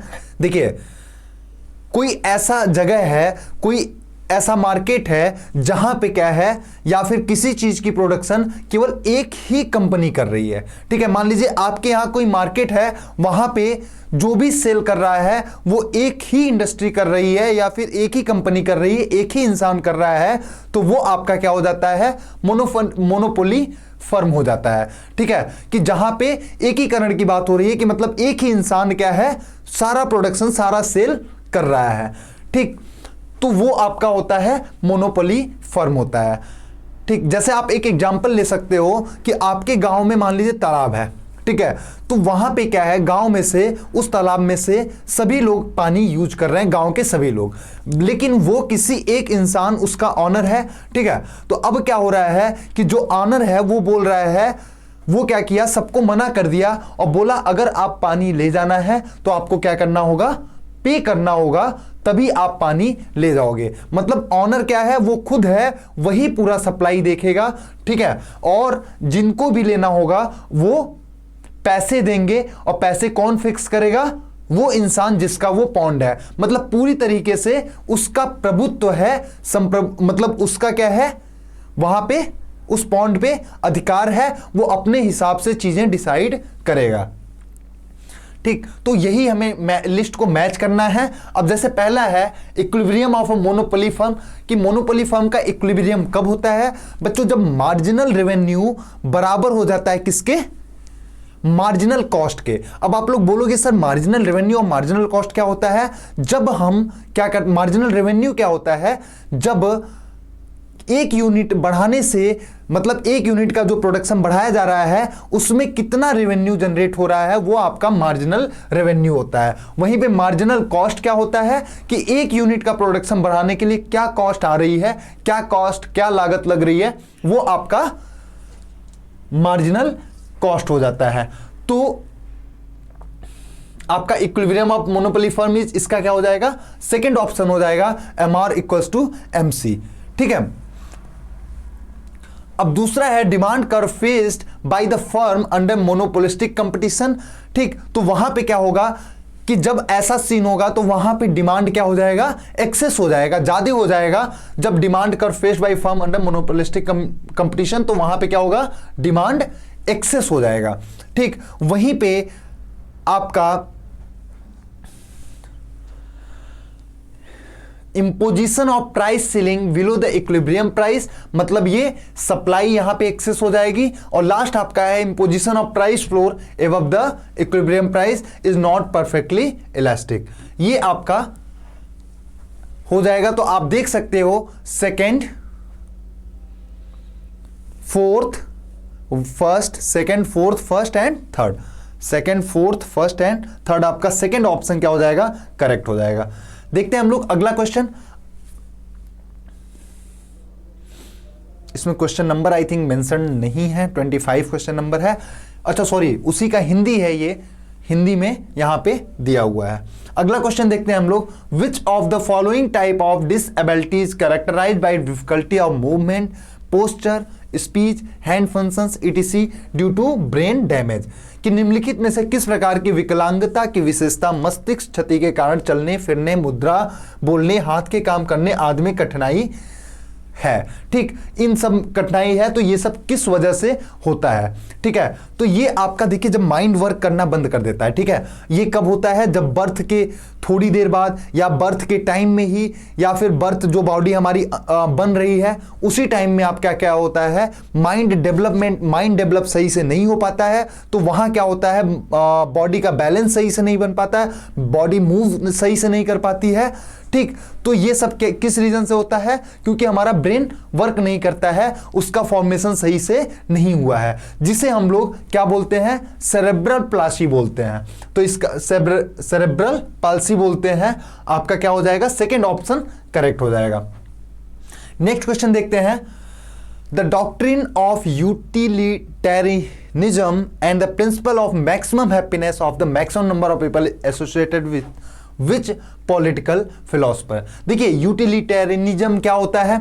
जहां पे मतलब आपकी वजह से क्या हो रहा है? ऐसी वैल्यूज होनी चाहिए आपके अंदर, ऐसी मोरल मतलब एथिकल मोरल वैल्यूज होनी चाहिए, जिससे क्या है ज्यादा से ज्यादातर लोग आपसे खुश रह सकें। ठीक है, अपने बिहेवियर से आप उन्हें खुश रख सको। वो क्या होती है? Theory of utilitarianism. ठीक, उपयोगितावाद का जो थ्योरी होता है वो आपका होता है कि जहां पे आपकी मोरालिटी, मतलब आपका जो वैल्यूज है, जो मोरालिटीज है, जो एथिक्स है, उसकी वजह से कितने लोग खुश रह पा रहे हैं, ज्यादा से ज्यादातर लोग खुश रह पाए, वो आपका ये थ्योरी बताती है, उपयोगितावाद। तो यहां पे क्वेश्चन पूछ रहा है कि इनमें से कौन थे जो इस थ्योरी को दिए थे। देखिए ये थ्योरी सबसे पहले जो दिए थे वो जेरेमी बेनेथन ने दिया था। ठीक है, जेरेमी बेनेथन। उसके बाद आपके बाद में मॉडर्न में आप देखेंगे तो जेएस मिल भी शामिल है। ठीक, जेम्स मिल जिसे बोला जाता है, जेएस मिल नहीं, जेम्स मिल। लेकिन इसका करेक्ट ऑप्शन क्या होगा? जेरेमी बेनेथन। बढ़ते हैं हम लोग next question. Arrange the steps involve in guest cycle in order of there implementation, कि अतिथि चक्र में शामिल चरणों को उनके कार्यान्वयन के क्रम में व्यवस्थित करें। कि मतलब जो आपका गेस्ट साइकिल होता है उसमें क्या प्रोसेस होंगे वो हमें यहां पे अरेंज करने हैं। ठीक है, तो सबसे पहले क्या होगा कि भाई कोई गेस्ट आना है, उसके पहले प्री अराइवल स्टेज होता है कि मतलब वहां पे कुछ तैयारियां होंगी। ठीक, उसके बाद आपका क्या हो जाएगा? अराइवल स्टेज आएगा, फिर वहां पे ऑक्यूपेंसी आएगी, फिर डिपार्चर आएगा। तो आपका क्या हो जाएगा, प्री अराइवल, अराइवल स्टेज, एक ऑक्यूपेंसी और फिर डिपार्चर। तो DBCA इसका करेक्ट ऑप्शन हो जाएगा। सेकंड ऑप्शन आप लोग देख सकते हो। नेक्स्ट क्वेश्चन देखते हैं हम लोग 28। Who propounded the concept of rurban community. ठीक है, रर्बन कम्युनिटी मतलब क्या होता है, रूरल और अर्बन कम्युनिटी को मिक्स किया जाता है, तो उसे हम लोग क्या बुलाते हैं, रर्बन कम्युनिटी बुलाते हैं। ये होता क्या है, कोई ऐसी एरिया जहां पे ऑलरेडी मतलब वो अर्बन एरिया है, बट वहां पे थोड़ा बहुत किस तरीके का नेचर है, रूरल एरिया का भी नेचर है, कि मतलब उस टाइप के भी लोग, उस टाइप का भी एनवायरमेंट वहां पे है। ठीक, तो उस एरिया को क्या बोला जाता है, रर्बन कम्युनिटी। ये कई लोग इसमें शामिल थे। ठीक है, जिसमें हम लोग सबसे पहले अगर नाम लेंगे किसी का, तो वो आपका किसका लेंगे, GS घारे। ठीक है, GS घारे हो गए, पार्सन हो गए, CJ गैल्पिन हो गए। तो यहां पे आपका ऑप्शन में CJ गैल्पिन दिया हुआ है।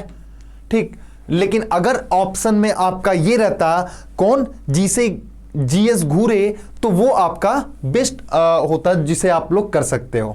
ठीक, तो लेकिन यहां पे आपका CJ गैल्पिन होगा करेक्ट ऑप्शन। नेक्स्ट देखते हैं हम लोग, arrange the following travellers in order of their coming to India. हमें इन ट्रेवलर्स को जब इंडिया में ये आए हैं उस हिसाब से अरेंज करना है। ठीक है, अब अल्फेंसी निकिटिंग की बात हो रही है, तो ये भारत में कब आए, अप्रोक्सीमेटली 1468 से 1472 के टाइम में।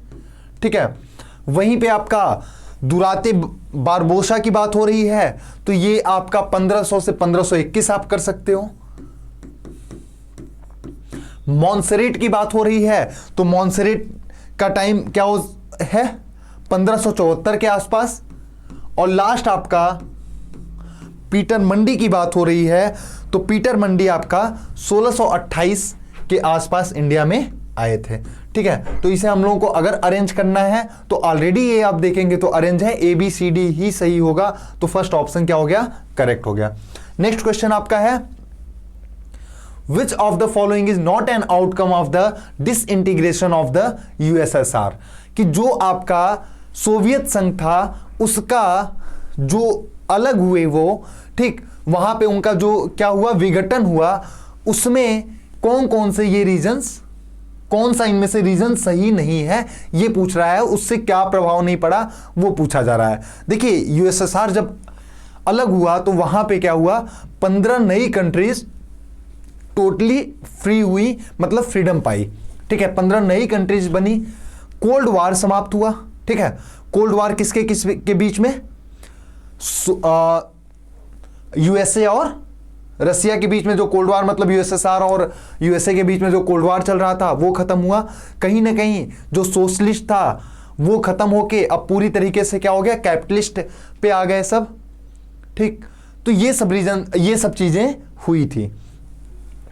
तो आप देखोगे यहां पे पहला क्या है, end of the ideological war between the US and USSR, बिल्कुल हुआ था।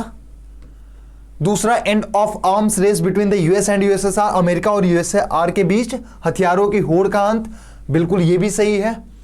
Change in the balance of power in the world order, विश्व व्यवस्था में शक्ति संतुलन में बदलाव देखा गया, बिल्कुल। क्राइसिस इन एशिया, ऐसा कुछ नहीं हुआ था, क्राइसिस, कोई क्राइसिस देखने को नहीं मिला था एशिया में।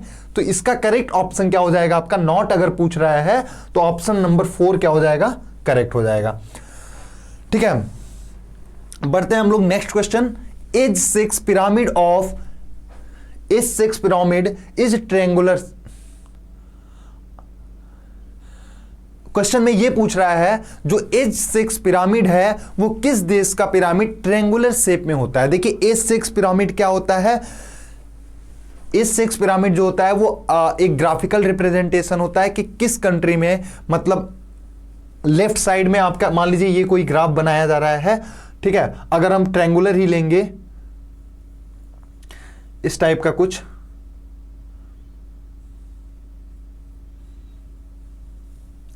ठीक, तो यहां पे क्या हो रहा है, मान लीजिए ट्रायंगुलर शेप है, तो यहां पे जो ये पहले तो इसे 2 पार्ट में डिवाइड किया जाता है।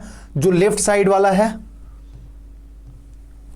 जो आपका लेफ्ट साइड वाला है वो क्या डिनोट करता है, वो आपका वुमेन्स का पॉपुलेशन बताता है लेफ्ट साइड, और जो आपका राइट साइड में है वो आपका क्या बताता है, वो आपका मेल पॉपुलेशन बताता है। ठीक है, तो जितना बेस पे जो लोग रहते हैं वो क्या होता है, ये माना जाता है ये जो पोर्शन है ये यंग पीपल का है। ठीक है, यंग पीपल मतलब अगर बेस ज्यादा है तो इसका मतलब उस देश में यंग पीपल बहुत ज्यादा हैं, और ये धीरे धीरे वाई एक्सिस पे क्या होता है, एज होता है। ठीक है, तो ये धीरे धीरे क्या होता है, यहां पे जैसे एज बढ़ता जाएगा वहां आप देखोगे कि ट्रायंगुलर शेप है, इसका मतलब ऊपर में ओल्ड एज पीपल बहुत कम बच रहे हैं। ठीक, तो अगर ये ऐसे कंट्रीज में देखने को मिलता है जो डेवलपिंग कंट्रीज होती हैं, जैसे आपका नाइजीरिया में ये देखने को मिलेगा, तो करेक्ट ऑप्शन आपका क्या हो जाएगा, नाइजीरिया हो जाएगा।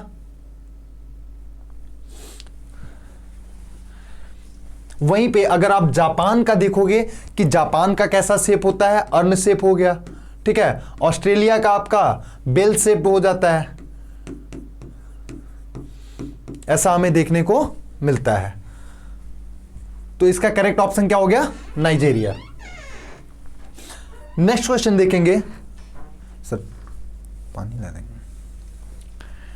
अगला क्वेश्चन देखेंगे हम लोग, select incorrect statements regarding infrastructure.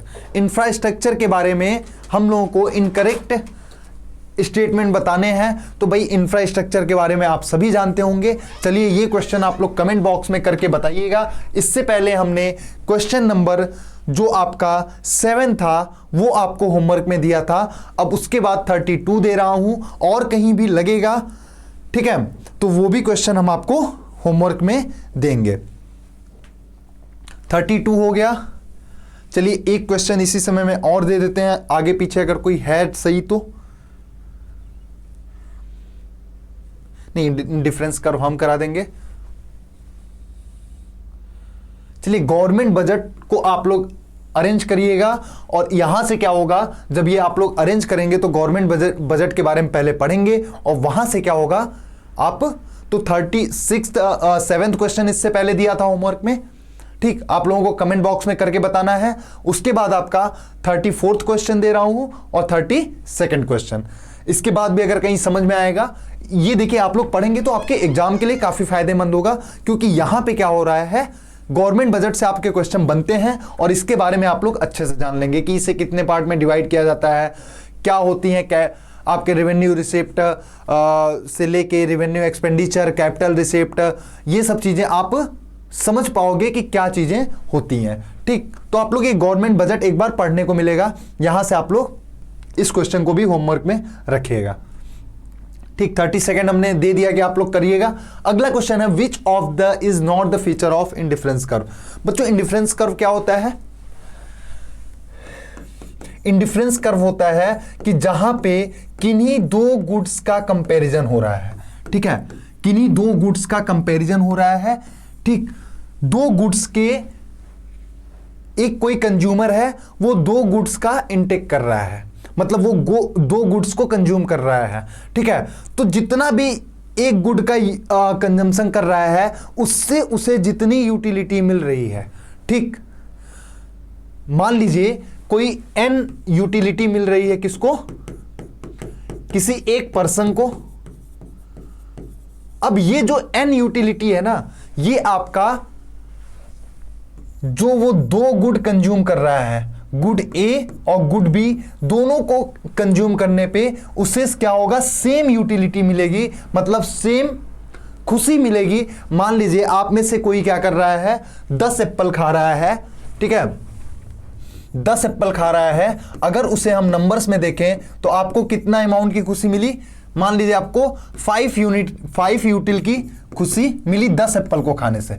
वहीं पे कोई बी इंसान है, वो क्या कर रहा है, 20 बनानास खा रहा है, और उसे भी क्या हो रहा है आपका, उसे भी 5 यूटिल का सेटिस्फैक्शन ही मिल रहा है। मतलब 5 यूटिल का सेटिस्फैक्शन पाने के लिए एक इंसान अगर 10 एप्पल खा रहा है तब उसे 5 यूटिल का सेटिस्फैक्शन मिल रहा है, वहीं दूसरे इंसान को 20 बनाना खाना पड़ रहा है तब उसे उतना सेटिस्फैक्शन मिल रहा है।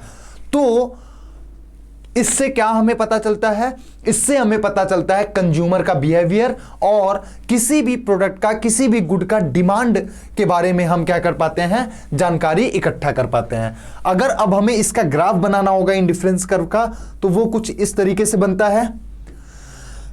सॉरी, ठीक है। यहां पे मान लीजिए आपका कोई गुड ए हो गया और ये आपका गुड बी हो गया। तो किसी भी पॉइंट पे मान लीजिए आपका कोई ए बी सी कोई भी पॉइंट है, वहां पे क्या हो रहा है? मान लीजिए आपका ए पॉइंट है, ठीक है। अब इस पे मान लीजिए आप 10 यूटिल का सेटिस्फेक्शन है कि इस पॉइंट पे 10 यूटिल का सेटिस्फेक्शन मिल रहा है। अब गुड ए जो है उसने मान लीजिए यहां पे 5 गुड ए को कंज्यूम किया और यहां पे मान लीजिए 7 गुड बी को कंज्यूम किया, तो उसे सेम लेवल का सेटिस्फेक्शन मिल रहा है। मतलब अलग अलग प्रोडक्ट को वो कंज्यूम कर रहा है बट डिफरेंट अमाउंट में कर रहा है। तो उसे किस चीज के लिए डिफरेंट अमाउंट कर रहा है? क्योंकि उसे सेम लेवल का सेटिस्फेक्शन पाना है दोनों प्रोडक्ट से, ठीक है। ये आपका इंडिफरेंस कर्व बताता है। अब इसकी प्रॉपर्टीज की बात अगर हम करेंगे तो जो आप इंडिफरेंस कर्व में सबसे पहले ओरिजिन से क्या होता है? ये कॉन्वेक्स होता है। कॉन्वेक्स क्यों होता है? Because of law of diminishing marginal utility, ठीक। उसकी वजह से ये कॉन्वेक्स नेचर में होता है कि जैसे जैसे हम अगला कोई भी एक मान लीजिए प्रोडक्ट अगर हम खाने, मान लीजिए आपने गर्मी में क्या हुआ, आपको प्यास लगी, आप घर आए और पहली गिलास पानी पिए, वहां पे क्या होगा? आपको पानी, जब पहली गिलास पानी पिए तो आपको बहुत ज्यादा खुशी मिलेगी, लेकिन क्या जब दूसरी गिलास ले रहे हैं उतनी खुशी मिलेगी? नहीं, वो धीरे धीरे डिक्रीजिंग ऑर्डर में जाते लगेगी। तो इसी तरीके से यहां पे क्या है, जो सबसे ऊपर है, पहली चीज तो जो सबसे ऊपर पॉइंट है, यहां पे मैक्सिमम यूटिलिटी मिलेगी हर इंसान को, ठीक। कि मतलब इस पॉइंट पे मैक्सिमम खुशी मिल रही है, किसी एक इंसान को सेटिस्फैक्शन मिल रहा है इन गुड्स से, ठीक है। तो जैसे जैसे हम लोग क्या करेंगे, नंबर बढ़ाते जाएंगे, ये सेटिस्फैक्शन लेवल हमारा कम होता जाता है। तो जैसे हम लेफ्ट से इधर आएंगे तो ये सेटिस्फैक्शन हमारा डिक्रीजिंग ऑर्डर में आता जाता है, ठीक। यही होता है आपका इंडिफरेंस कर्व। बाकी यहां पे आपसे क्वेश्चन पूछ रहा है कि which of the not is the feature, मतलब कौन सी इनमें से विशेषता नहीं है? Two indifference curve never intersect each other.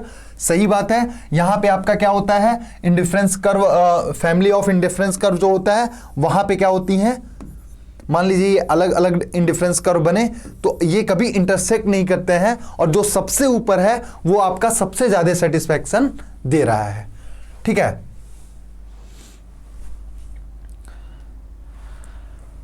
Lower indifference curve gives greater level of utility. आपका ये गलत होगा कि लोअर इंडिफरेंस कर्व जो है वो आपका ग्रेटर यूटिलिटी देगा, मतलब ज्यादा खुशी देगा, ऐसा आपका नहीं होगा। क्योंकि जो लोअर है, जैसे हमने यहां पे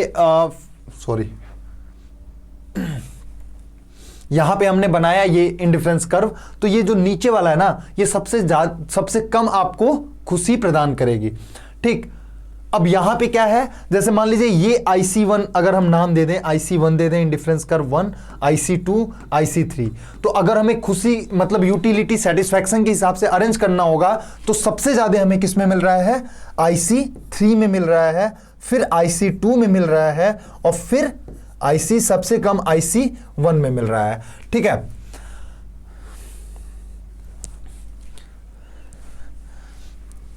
तो यहां पे अगला ऑप्शन देखेंगे, indifference curve slopes downward from left to right. Left to right क्या होता है? इंडिफरेंस कर्व डाउनवर्ड जाता है। Higher indifference curve gives greater level of utility. ये दोनों सही है, ये गलत है, और यहां पे आपसे गलत ही पूछ रहा है, तो इसका करेक्ट ऑप्शन क्या हो जाएगा? सेकेंड ऑप्शन आपका करेक्ट हो जाएगा। अगला क्वेश्चन देखेंगे हम लोग, ये हमने आपको होमवर्क में दिया है, आप लोग करिएगा जरूर और कमेंट बॉक्स में हमें बताइएगा कि इसका करेक्ट ऑप्शन क्या होगा, ठीक है। तब तक आप लोग ये क्वेश्चन देखिए और मैं पानी पी के फिर डिस्कस करता हूं क्वेश्चन।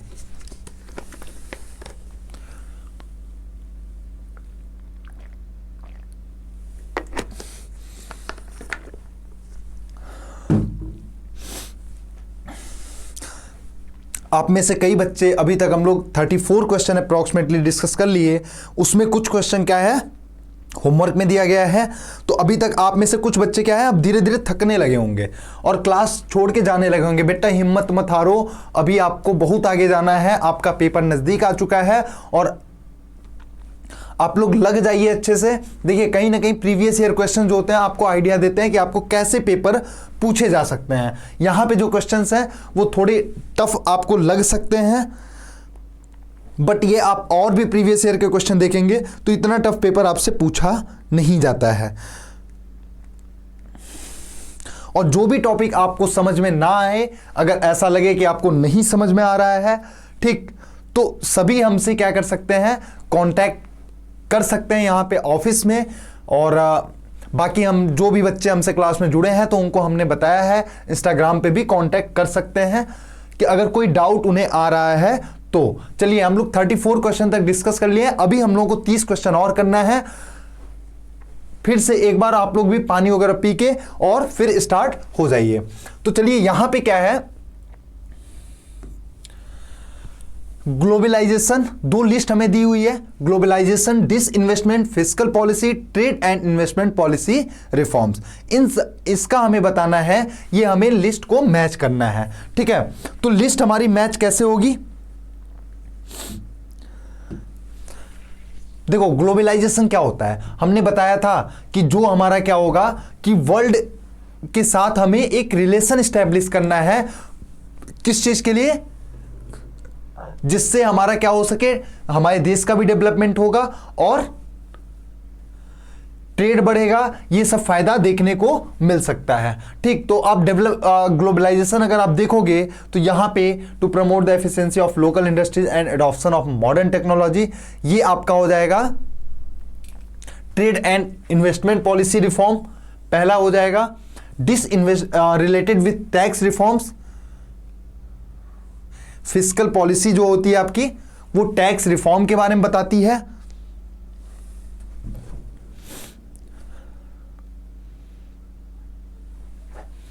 फिस्कल पॉलिसी क्या होती है, ये आपका टैक्स रिफॉर्म के बारे में बताती है। अगला है privatisation of public sector enterprises by selling of part of the equity of PES, ये आपका डिसइन्वेस्टमेंट होता है। डिसइन्वेस्टमेंट क्या होता है कि जहां पे हम क्या कर रहे हैं, जहां पे हम कोई भी पब्लिक प्रॉपर्टी है उसमें क्या कर रहे हैं, कुछ पार्ट प्राइवेट को शेयर दे रहे हैं, तो वो आपका क्या होता है, डिसइन्वेस्टमेंट होता है। ठीक है, और ग्लोबलाइजेशन हमने आपको ऑलरेडी बताया कि क्या हो जाएगा, outcome of the set of various. तो क्या हो गया, 4 3 2 1, ऑप्शन नंबर 2 में आप देखोगे ये आपका करेक्ट हो जाएगा। बढ़ते हैं हम लोग नेक्स्ट क्वेश्चन पे। अब थोड़ा जल्दी जल्दी करते हैं क्योंकि टाइम हमारे पास कम है और क्वेश्चन ज्यादा हैं। Balance sheet provides information about financial position of a company, कि जो बैलेंस शीट होती है वो किसी कंपनी की वित्तीय स्थिति के बारे में जानकारी प्रदान करती है। कब प्रदान करती है, मतलब टाइम के बारे में पूछ रहा है, तो बेटा वो at a point of time पूछ रहा है कि मतलब बताता है, कब बताता है, at a point of time, मतलब किसी समय पर वो बता देगा। ठीक, ऐसा कुछ नहीं होता है कि 6 महीने या 1 साल में वो बताए, आपका at a point of time बताएगा। ठीक, अगला क्वेश्चन देखेंगे हम लोग। यहां पे 1857 के रिवोल्ट के बारे में दिया है और आपको लीडर्स मैच करने हैं कि कौन कहां पे लीडर्स थे।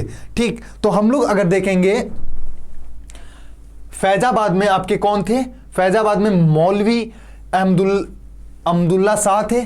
वहीं पे आपका बरौत में कौन थे, सामल थे। सामल जो कि आपके कई विलेजेस को एक जगह इकट्ठा करके, इनका बहुत बड़ा रोल था, कई विलेजेस को एक जगह इकट्ठा करके इन्होंने 1857 की रिवोल्ट में उन्हें शामिल किया।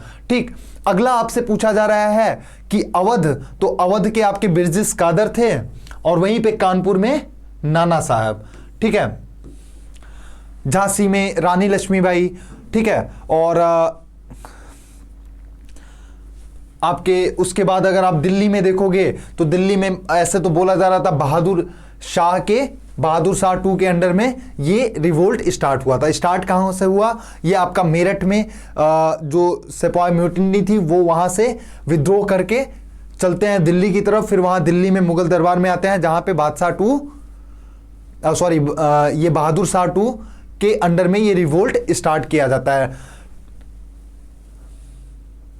तो इसका करेक्ट ऑप्शन क्या हो जाएगा आपका 2143 आपका सेकंड ऑप्शन करेक्ट हो जाएगा। देखते हैं हम लोग next question. The term development is characteristic of the, मतलब जो हमारा टर्म डेवलपमेंट है वो किस चीज की विशेषता बता रहा है। तो देखिए जो डेवलपमेंट होता है क्या होता है, डेवलपमेंट किस चीजों में हो सकता है, आपका एजुकेशन, हेल्थ, इकोनॉमी डेवलपमेंट, उसके बाद आपका कई चीजों में आप डेवलपमेंट देख सकते हो। ये आपका क्या होता है, मल्टी डायमेंशनल कॉन्सेप्ट होता है, यूनिडायमेंशनल नहीं होता है, क्वालिटेटिव चेंज होता है, क्वांटिटेटिव चेंज होता है। तो इसका क्या हो जाएगा ACD आपका करेक्ट ऑप्शन हो जाएगा फोर्थ। ठीक है, देखते हैं हम लोग अगला क्वेश्चन 39। ऑपरेशन फ्लड वाज, देखिए ऑपरेशन फ्लड आप लोगों ने सुना होगा, व्हाइट रिवॉल्यूशन के नाम से इसे जाना जाता था। किस नाम से, व्हाइट रेवोल्यूशन। ये कब स्टार्ट हुआ था, 13 जनवरी 1970। ठीक है,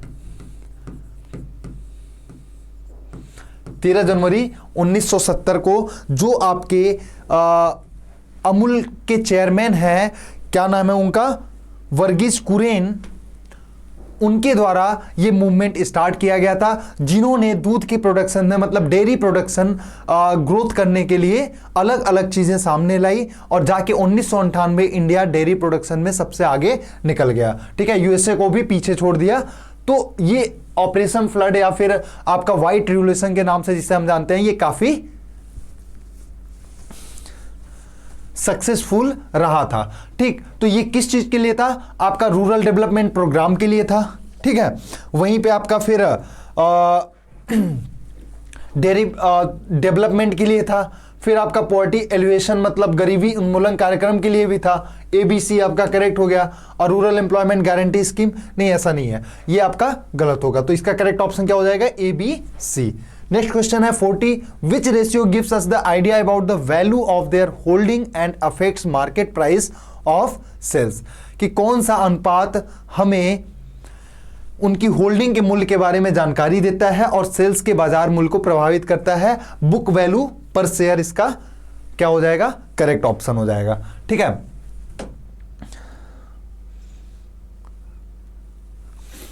अगला क्वेश्चन है earliest inscriptional evidence of land grants came from. ये आपका सतवाना डायनेस्टी में सबसे पहले आपको फर्स्ट सी में देखने को मिलेगा, सतवाना डायनेस्टी की जो इंस्क्रिप्शंस मिली। ठीक है, सतवाना और छत्रपा एपिग्राफ जो मिले थे, सतवाना और छत्रपा एपिग्राफ जो मिले थे नासिक में, वहां से हमें ये देखने को मिला इस समय में लैंड ग्रांट मतलब भूमि अनुदान की चीजें स्टार्ट हो गई थी। इस चीज का मेंशन सबसे पहले हमें लेटर वैदिक फेज में भी देखने को मिला है, बट वहां पे हमें कोई इंस्क्रिप्शन नहीं मिले थे, मतलब वो मेंशन देखने को मिला है। ठीक, जो कि आपका 4th सी के आसपास लिखा गया है। वो पहले क्या था, लेटर वैदिक फेज जो भी है वो आपका ओरल फॉर्म में अवेलेबल था, वो 4th सी के आसपास लिखा गया है। तो उससे पहले सतवाना डायनेस्टी में क्या है, इंस्क्रिप्शन मतलब एपिग्राफ मिले थे नासिक में, कौन से, सतवाना और छत्रपा। ठीक, नेक्स्ट क्वेश्चन देखेंगे हम लोग। Which one of the following is the major agglomeration of population in the world. निम्नलिखित में से कौन सा विश्व में जनसंख्या का एक प्रमुख समूह है। प्रमुख समूह में आपका ईस्ट एशिया, साउथ एशिया और उसके बाद यूरोप, ये सब आपका जनसंख्या का भंडार जहां पे है वो आएंगे। ईस्ट एशिया में आपका क्या हो गया, जापान, चाइना, ये सब आ जाएंगे। वहीं पे आपका साउथ एशिया में इंडिया, पाकिस्तान, ये सब, बांग्लादेश, ये सब आएंगे। तो इसका आप सबसे ज्यादा आपका ईस्ट एशिया में देखने को मिलता है। अगला देखेंगे हम लोग, identify the type of hospitality service establishment which offers rented accommodation specially for sleeping and may not offer food and other services.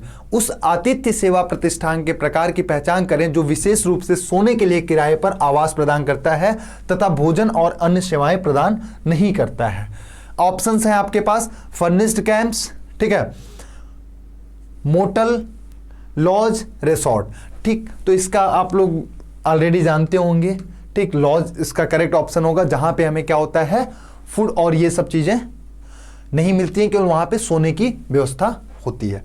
अगला क्वेश्चन देखेंगे, यहां पे क्वेश्चन है profit for the following years are given, calculate goodwill of the firm हमें निकालना है। देखिए goodwill of the firm, अगर प्रॉफिट दिया हुआ है तो गुडविल ऑफ फर्म क्या हो जाएगा, केवल गुडविल लिखते हैं, average profit multiplied by number of years. ठीक है, तो अगर हम लोग इसे कैलकुलेट करने जाएंगे 5 और 9, अब यहां पे हमें क्या है, अलग अलग ईयर का प्रॉफिट दिया हुआ है। ठीक है, तो पहले टोटल प्रॉफिट निकाल लें, अगर हम पूरा एडिशन करेंगे तो कितना आ जाएगा, 12 12 5 17 3 20। ठीक है, 20 और 21 लाख 93,000 आएगा समथिंग। कैसे, देखिए 5 लाख 4 5 4 9 9 4 13 13 3 16 16 4 20 लैक्स हो गए। उसके बाद अगर हम इसे ये 50 मान लेंगे तो 1 लाख बढ़ गया, 5,000 इसमें से घटा देंगे तो मतलब 21,93,000 आ जाएगा total average, sorry total profit. अब हम लोग एवरेज निकाल लेंगे। एवरेज ऑफ प्रॉफिट कैसे निकलेगा, मेन हम लोगों को क्या निकालना है, गुडविल। गुडविल का फॉर्मूला यहां पे लिखा हुआ है। एवरेज प्रॉफिट क्या हो जाएगा भाई, अब गुडविल निकालने के लिए एवरेज प्रॉफिट तो निकालना होगा ना, और नंबर ऑफ ईयर्स आपको यहां पे दिया हुआ है, बेसिस ऑफ 4 ईयर पे हमें निकालना है। ठीक, तो एवरेज प्रॉफिट यहां पे क्या हो जाएगा, 21,9,300। कितने साल का यहां पे आपको प्रॉफिट दिया हुआ है, 5 साल का। इसे अगर हम लोग डिवाइड करेंगे तो आपका क्या आ जाएगा,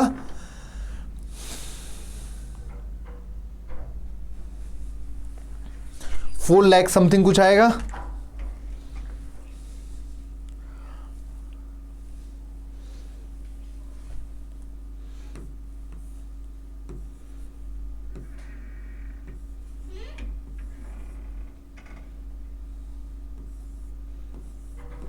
आई थिंक यही आएगा 4,38,600।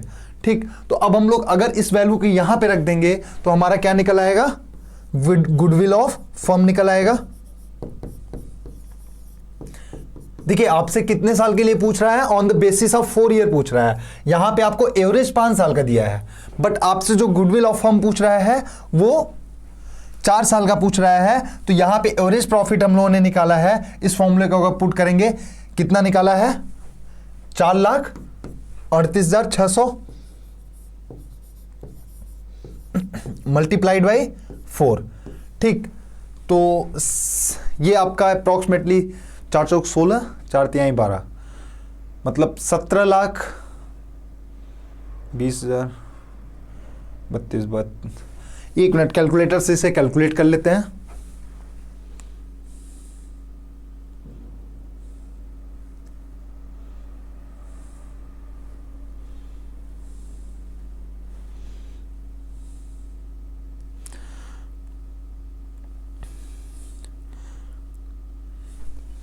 क्या हो जाएगा आपका, 4,38,600 मल्टीप्लाइड बाई 4।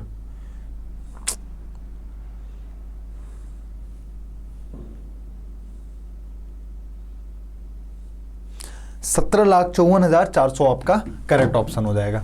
इसका क्या आएगा, 17,54,400। ठीक, 17,54,400। अगला क्वेश्चन देखते हैं हम लोग। 45, as per the Cobb Douglas production function which of the following represents increasing return to scale, कि मतलब जो कॉब डगलस प्रोडक्शन फंक्शन है उसमें आपका इनमें से कौन सा रिप्रेजेंट कर रहा है, तो alpha plus beta greater than 1 होगा, आपका सेकंड ऑप्शन करेक्ट हो जाएगा। नेक्स्ट क्वेश्चन देखेंगे, which one of the following is not a pull factor of migration. Pull factor of migration क्या होता है, देखिए पुश फैक्टर और पुल फैक्टर होता है माइग्रेशन का। माइग्रेशन को हम लोग हिंदी में क्या बोलते हैं, प्रवास। तो पुल फैक्टर क्या होता है बच्चों, जहां पे हमें कुछ चीजें अट्रैक्ट कर रही हैं, मतलब मान लीजिए अभी हम जहां रह रहे हैं, ठीक, अभी हम इंडिया में हैं, बट हमें मान लीजिए हमें क्या है, जॉब मिल रही है ऑस्ट्रेलिया में, ठीक, तो हमें क्या होगा, कहीं ना कहीं ऑस्ट्रेलिया शिफ्ट होना पड़ेगा, वहां माइग्रेट होना पड़ेगा। किस रीजन से, क्योंकि वहां हमारे पास बेटर जॉब अपॉर्चुनिटी थी। अब चलिए मान लीजिए आप दिल्ली में रह रहे हैं, वहां पे क्या है, पानी की स्कैरसिटी है, ठीक है, पानी का अभाव है। तो अब क्या कर रहे हो, आपको मतलब पानी की वजह से आप एकदम परेशान हो चुके हो, तो आप कहीं और माइग्रेट करना चाह रहे हो। तो अब अगर आप पानी का अभाव देख रहे हो तो कहीं ना कहीं ऐसी जगह माइग्रेट करोगे ना जहां पे पानी बिल्कुल इजीली अवेलेबल हो, या फिर जहां पे जॉब अपॉर्चुनिटीज अच्छी हो, या फिर जहां पे एजुकेशन हेल्थ केयर अच्छा हो। ठीक, ये सब चीजें जहां पे मिलेंगी वहीं तो मतलब पुल फैक्टर जो आपको अट्रैक्ट करे आपके जीवन के लिए, जो जहां पे अच्छी चीजें, जहां सुविधाएं अवेलेबल हो, वो आपका पुल फैक्टर में आएगा। तो आपको यहां पे क्या बताना है, नॉट पूछ रहा है। पहला क्या है, पुल फैक्टर में बेटर जॉब अपॉर्चुनिटीज आएगा, मेडिकल एंड एजुकेशन फैसिलिटीज आएगा, वाटर स्कार्सिटी भी आएगा। सॉरी, वाटर स्कार्सिटी मतलब पानी की कमी की बात हो रही है, तो ये आपका पुल फैक्टर में नहीं आएगा। जहां पे पानी की कमी होगी वहां कौन माइग्रेट करना चाहेगा फिर, क्योंकि पानी तो बेसिक नीड है ना किसी इंसान की, तो भाई पानी तो चाहिए उसे। पीस एंड स्टेबिलिटी हर कोई चाहेगा। ठीक है, तो यहां पे आपसे नॉट पूछ रहा था क्वेश्चन में, तो करेक्ट ऑप्शन क्या हो जाएगा, थर्ड हो जाएगा, वाटर स्कैरसिटी। अगला क्वेश्चन देखते हैं हम लोग, who is the author of the book Leviathan. ठीक है, लेविथैन पुस्तक के लेखक कौन थे, तो ये आपके हॉब्स थे, जिनका पूरा नाम क्या है, थॉमस हॉब्स। ठीक, थॉमस हॉब्स इसके राइटर थे। अगला क्वेश्चन देखेंगे हम लोग, अगला क्वेश्चन देखेंगे, ये क्वेश्चन हम लोग देख ले रहे हैं। इसके बाद जो क्वेश्चन होगा वो आप लोग फिर से एक बार कमेंट बॉक्स में करके बताओगे कि इसका रिप्लाई क्या होगा। इसके बाद जो भी क्वेश्चन होगा वो आप लोग खुद ही बताओगे। The concept of human development was introduced by, human मानव विकास की जो अवधारणा है, कॉन्सेप्ट है, वो किसके द्वारा प्रस्तुत की गई थी, तो ये आपके पाकिस्तान के महबूब उल हक द्वारा प्रस्तुत की गई थी, जिन्होंने सबसे पहले फर्स्ट रिपोर्ट इन्होंने कब दिया था, 1990 में दिया था। पहली रिपोर्ट इन्होंने किस चीज के बारे में, ह्यूमन डेवलपमेंट के बारे में, जिसमें आपके अमर्त्य सेन और कई इकोनॉमिस्ट शामिल थे इस रिपोर्ट को देने में। ठीक है, अगला क्वेश्चन जो भी है ये आप लोग क्या करोगे, ये आपका होमवर्क रहेगा। देखिए क्वेश्चन नंबर 7, 32, 34, 49। ठीक, अभी हम आपको देखते रहेंगे जैसा भी और भी क्वेश्चंस एज अ होमवर्क देंगे जो आप लोग घर से करके आओगे। मतलब घर से करके आओगे नहीं, क्या करेंगे, कमेंट बॉक्स में आप लोग बताओगे, फिर हम उस चीज को रिप्लाई करेंगे सही है या गलत है। ठीक है, क्वेश्चन क्या है, identify the examples of commercial food service. अरे ये तो आप लोग कर सकते हो, commercial food service establishment from the following, कि जो आपका कमर्शियल फूड एस्टेब्लिशमेंट है उसके बारे में बताना है। इसमें से कौन कौन सा होगा, कौन सा नहीं होगा, एक नहीं होगा, और बहुत इजीली आप लोग उसको रिकॉग्नाइज कर सकते हो। ठीक है, तो ये आप लोग करिएगा। बाकी अगला क्वेश्चन हम लोग देखेंगे, in Sangam literature the term uzhavar was used for. Uzhavar word किसके लिए संगम लिटरेचर में यूज किया गया था, तो वो आपका प्लॉगमैन के लिए यूज किया गया है। हलवाहा जो हुआ करते थे उनके लिए ये उजावर टर्म यूज किया गया था। ठीक है, अगला क्वेश्चन जो हमारा है, VS Sukthankar who prepared the critical edition of Mahabharata was a noted musician, director, painter, Sanskritist थे वो, जिन्होंने महाभारत का एडिशन बनाया। वो एक क्या थे, एक प्रसिद्ध संस्कृतज्ञ थे। ठीक है, अगला क्वेश्चन देखेंगे हम लोग, has the largest T cropped area of India. Largest T crop of मतलब जहां पे सबसे ज्यादा चाय की उपज होती है वो कौन सा एरिया है, असम है। ठीक, उसके बाद आपका वेस्ट बंगाल, ये सब भी रीजन, वेस्ट बंगाल हो गया, तमिलनाडु हो गया, इन सब जगह पे भी आपका टी प्रोडक्शन अच्छा खासा होता है। ठीक है, केरला, कर्नाटका, यहाँ पे आप लिख ही लो, असम के बाद वेस्ट बंगाल, तमिलनाडु, केरला, कर्नाटका, जो मेजर प्रोडक्शन होता है टी का वो आपको इन्हीं स्टेट्स में देखने को मिलेगा। बाकी और जगह भी होते हैं, जैसे सिक्किम हो गया या और भी स्टेट्स हो गए, बट वहां पे कम देखने को मिलेगा, बहुत कम देखने को मिलेगा। अगला क्वेश्चन आपका, arrange the regions of world in descending order on the basis of their area. तो ये आप लोग तो खुद से भी कर सकते हो, बट फिर भी देखिए सबसे पहले क्या होता है आपका, एशिया, नॉर्थ अमेरिका,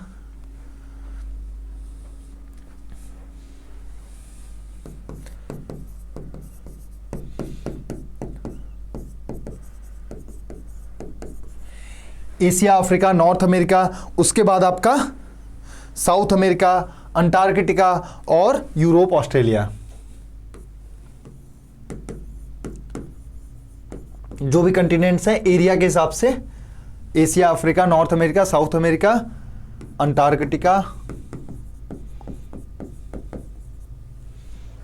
यूरोप, और सबसे छोटा होता है ऑस्ट्रेलिया।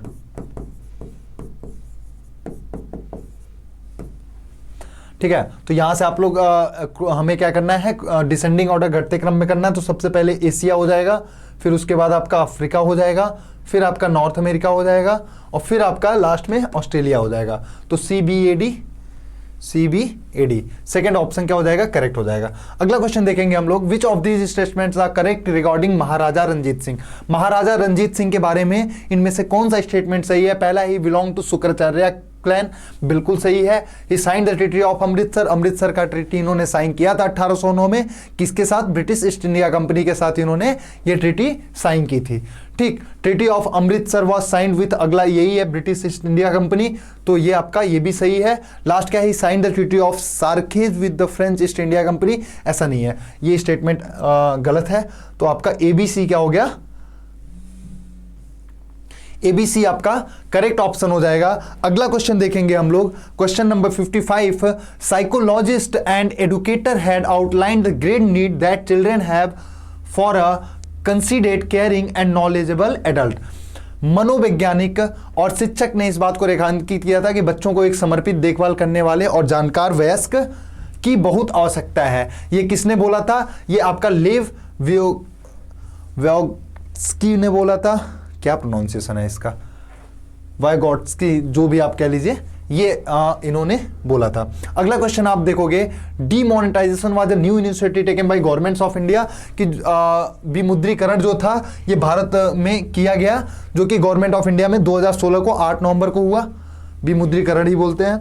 ठीक, तो कब हुआ था ये, 8 नवंबर 2016 को। जो 500 और 1000 के गांधी जी के सीरीज के नोट थे वो क्या कर दिए गए, लीगल टेंडर से हटा दिए गए। लीगल टेंडर का मतलब होता है जो आप करेंसी यूज करते हो सामान, किसी भी चीज को एक्सचेंज करने के लिए, मतलब आप कोई सामान ले रहे हो, उसके बदले में क्या कर रहे हो, वो करेंसी उस दुकानदार को आप दे रहे हो। ठीक है, तो वही चीज हमें यहां पे अरेंज करना है। Demonetization was announced in November 2016, 8 नवंबर 2016 को अनाउंस किया गया था। ठीक है, to tackle the problem of corruption, black money, terrorism and circulation of fake currency. कहीं ना कहीं सबसे पहले यही आएगा कि ये रीजंस थे जिसकी वजह से हमें अनाउंस करना पड़ा। New currency notes in the 5 and 2000 were launched. ये आपका जब डिमोनेटाइजेशन हो गया तो यहां पे आपका क्या हो जाएगा, मतलब ये सेकंड ऑप्शन हो जाएगा कि सबसे पहले क्या हुआ, ये सब प्रॉब्लम थी, उसके बाद आपका डिमोनेटाइजेशन हुआ, फिर उसके बाद आपका क्या हुआ, ओल्ड करेंसी नोट्स ऑफ 500 और 1000 were no longer legal tender. ये अब लीगल टेंडर नहीं रहे, कि मतलब अब ये इसकी मान्यता कुछ नहीं है, ये कागज की तरह हो गए। ठीक है, तो उसमें आपके पास मान लीजिए ऑप्शन था कि आप बैंक में जाके या फिर और डिफरेंट जगह पे जाके आप उन नोट को चला सकते हैं। और आपका लास्ट हो जाएगा, फोर्थ क्या हो जाएगा, C हो जाएगा, कि उसके बाद 2000 की और 500 की नई सीरीज आई थी प्रचलन में। ठीक है, तो आप लोग अरेंज कर सकते हो। सबसे पहले क्या है, B है, फिर आपका A है, और फिर आपका BADC करेक्ट ऑप्शन हो जाएगा। A1 हो जाएगा 56 का। अगला क्वेश्चन देखेंगे हम लोग 57। हमें क्या करना है, ये लिस्ट मैच करना है। ठीक है, तो क्या है, पहला पंचशील है। पंचशील क्या हुआ करता था, जिसमें आपको 5 प्रिंसिपल दिए गए। ठीक है, पीसफुल को एग्जिस्टेंस के, वो आपका पंचशील हुआ करता था। बैंडंग कॉन्फ्रेंस क्या था, जहां पे आपका नॉन अलाइन मूवमेंट के बारे में बात हुई, जहां पे मतलब एशिया अफ्रीका का एक कॉन्फ्रेंस हुआ। ठीक है, ये आपका बैंडंग कॉन्फ्रेंस था। आप लोगों को दिख नहीं पा रहा होगा तो रुकिए हम थोड़ा जूम कर देते हैं।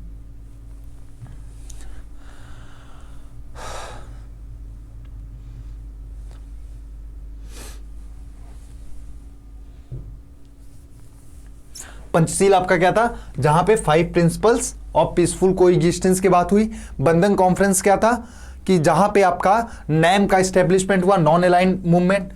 ठीक, दलाई लामा तिब्बतन स्पिरिचुअल थे। ठीक, जानते ही होंगे आप लोग।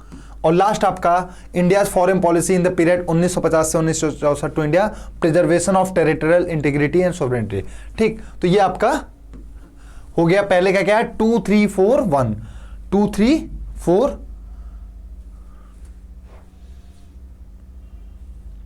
2 3 4 1 आपका पहला ऑप्शन करेक्ट हो जाएगा। ठीक है, अगला क्वेश्चन फिर से। ठीक, आप लोगों को होमवर्क है, आप लोग कमेंट बॉक्स में बताइएगा। आप सोच रहे होंगे सर इतना ज्यादा होमवर्क दे रहे हैं बच्चा, मैं आपको क्या हो रहा हूं, आपको मान लीजिए 5-6 क्वेश्चन होमवर्क दे रहा हूं, बाकी यहां पे सारे क्वेश्चन हम डिस्कस कर रहे हैं। देखिए कहीं ना कहीं आपको जो क्वेश्चन होमवर्क जाएंगे तो आप उसके बारे में पढ़ोगे, ठीक, तो आपका ही वहां पे नॉलेज का ग्रोथ होगा, आप उसके बारे में अच्छे से पढ़ोगे और फिर उसका आंसर करोगे। तो अगर मैं यहां पे आपसे इतने क्वेश्चन डिस्कस कर रहा हूं तो मैं भी एक्सपेक्ट कर सकता हूं कि आप लोग भी वहां पे कुछ सहयोग करें और कमेंट बॉक्स में आप लोग जरूर बताइएगा उसके आंसर क्या होंगे। ठीक है, अगला क्वेश्चन यहां पे आपके फैब्रिक डिफेक्ट्स और फॉल्ट है, अच्छा क्वेश्चन है। ठीक, ये आप लोग करिएगा। नेक्स्ट क्वेश्चन देखेंगे हम लोग 59, which of the following is not a principle given by Henri Fayol. Henri Fayol द्वारा इनमें से कौन सा प्रिंसिपल नहीं दिया गया था। देखिए हेनरी फेयोल किस चीज के बारे में इन्होंने प्रिंसिपल सिद्धांत दिए थे, मैनेजमेंट के बारे में दिए थे, और कहीं ना कहीं हेनरी फेयोल को क्या कंसीडर किया जाता है, फादर ऑफ साइंटिफिक मैनेजमेंट भी कंसीडर किया जाता है।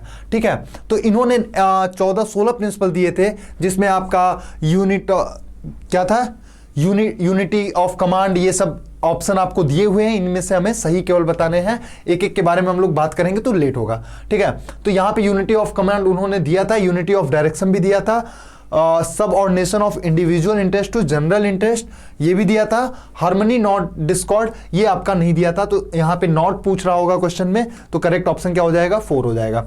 अगला क्वेश्चन है हमारा, when a proportional increase in all inputs results in an increase in output by a larger proportion the production function is set to display. तो प्रोडक्शन फंक्शन क्या होता है, प्रोडक्शन फंक्शन क्या होता है, इंक्रीजिंग रिटर्न टू स्केल होता है। उसका मतलब क्या हो गया कि अगर हम क्या कर रहे हैं, जो इनपुट दे रहे हैं उसमें थोड़ा ग्रोथ कर रहे हैं, उसकी वजह से क्या हो रहा है, प्रोडक्शन में ज्यादा ग्रोथ देखने को मिल रहा है, तो वो क्या कहलाता है, इंक्रीजिंग रिटर्न्स टू स्केल कहलाता है। तो इसका करेक्ट ऑप्शन क्या हो जाएगा, पैमाने पर बढ़ते रिटर्न आपका करेक्ट ऑप्शन हो जाएगा। ठीक है, 61 question, gross primary deficit can be calculated by which of the following equation. ठीक है, कि ग्रॉस प्राइमरी डेफिसिट इनमें से किस इक्वेशन द्वारा कैलकुलेट किया जा सकता है। तो आपका देखिए ग्रॉस प्राइमरी डेफिसिट की बात हो रही है, क्या होता है, जो गवर्नमेंट ने जो बजट लाया, ठीक है, अब वो बजट के बाद उनके पास जो रिसिप्ट अवेलेबल है, ठीक, जो रेवेन्यू उनके पास जनरेट हुआ है, उसके बाद कितना उनको लॉस हो रहा है ईयर में, मतलब उन्हें कितना बोरो करना पड़ेगा अगले साल के लिए, उधार लेना पड़ेगा, कितना वो लॉस में, वो आपका डेफिसिट में आता है, गवर्नमेंट डेफिसिट में आता है। ठीक, तो यहां से आपसे पूछ रहा है ग्रॉस प्राइमरी डेफिसिट आपको कैलकुलेट करना है, तो वो आप कैसे कैलकुलेट करोगे। तो ग्रॉस प्राइमरी डेफिसिट जब हम कैलकुलेट करते हैं तो उसका फॉर्मूला होता है gross fiscal deficit minus net interest liabilities.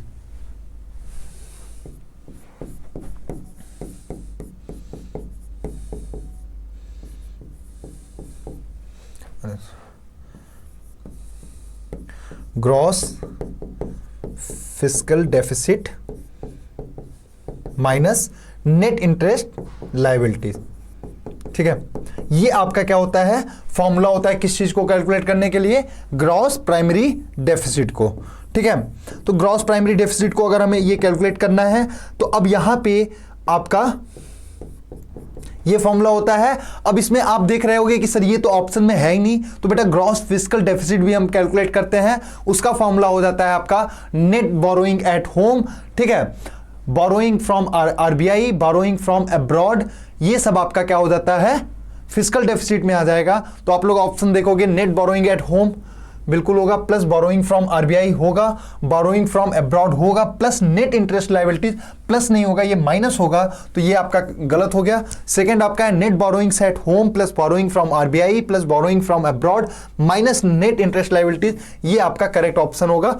ठीक है, बाकी दो देख लेते हैं, टोटल एक्सपेंडिचर माइनस रेवेन्यूज इससे प्लस नॉन, ये नहीं होगा, नेट बोरोइंग्स नहीं, बिल्कुल नहीं। ठीक, तो अगला क्वेश्चन देखते हैं हम लोग। अगला चलिए फिर ये भी आपका होमवर्क हो जाता है, 62 भी, identify the way through which Mr Y can create rhythm in her address. Rhythm देखिए कैसे क्रिएट होगा, सिंपल सी बात है, ये हमें बताना है। यहाँ पे क्या है, डिफरेंट कलर यूज करेंगे, डिफरेंट टाइप के अलग अलग टाइप के लाइन यूज करेंगे, तो ये इस तरीके से हम लोग क्या करते हैं, ड्रेस में रिदम क्रिएट कर सकते हैं। तो ये आप लोग करिएगा 62। अगला क्वेश्चन है, arrange the steps involve in nutritional care process during illness in correct sequence. ठीक है, न्यूट्रिशनल केयर प्रोसेस में जब इलनेस होती है तो वहां पे हमें ये करेक्ट सीक्वेंस अरेंज करना है। ठीक है, तो क्या हो जाएगा आपका, सबसे पहले हम क्या करेंगे भाई, हेल्थ चेकअप करेंगे, हर चीज करेंगे किसी इंसान का, कि उसे मतलब उसके बारे में जान ले अच्छे से। ठीक, तो क्या करेंगे, सबसे पहले असेसिंग द न्यूट्रिशनल स्टेटस। ठीक, तो पहला तो यही हो जाएगा। फिर उसके बाद क्या करेंगे कि डायग्नोसिस करेंगे, मतलब उनके पोषण संबंधी समस्याओं का निदान करेंगे। तो दूसरा स्टेप जो हो जाएगा डायग्नोसिस हो जाएगा। फिर आपका क्या हो जाएगा, अब जब हम डायग्नोसिस कर चुके तो अब हम उस चीज को क्या करेंगे, प्लानिंग करेंगे कि क्या न्यूट्रिशन उन्हें बेस्ट पड़ेगा, तो वो क्या करेंगे, प्लानिंग करेंगे। तो प्लानिंग एंड प्रायोरिटाइजिंग हो जाएगा थर्ड। और लास्ट में क्या होगा कि समय समय पे हम लोग क्या करेंगे, इवेल्युएट करेंगे, चेक करते रहेंगे उनके कंडीशन का। ठीक है, तो सी क्या हो जाएगा 4। आप लोग यहां से कर सकते हो कि A B D C correct option हो जाएगा सेकंड। ठीक है, 64 क्वेश्चन देखते हैं हम लोग। 64 आपका है, which of the following statement are incorrect. इनमें से कौन सा स्टेटमेंट गलत है। Return to scale is a long run concept, कि मतलब आपका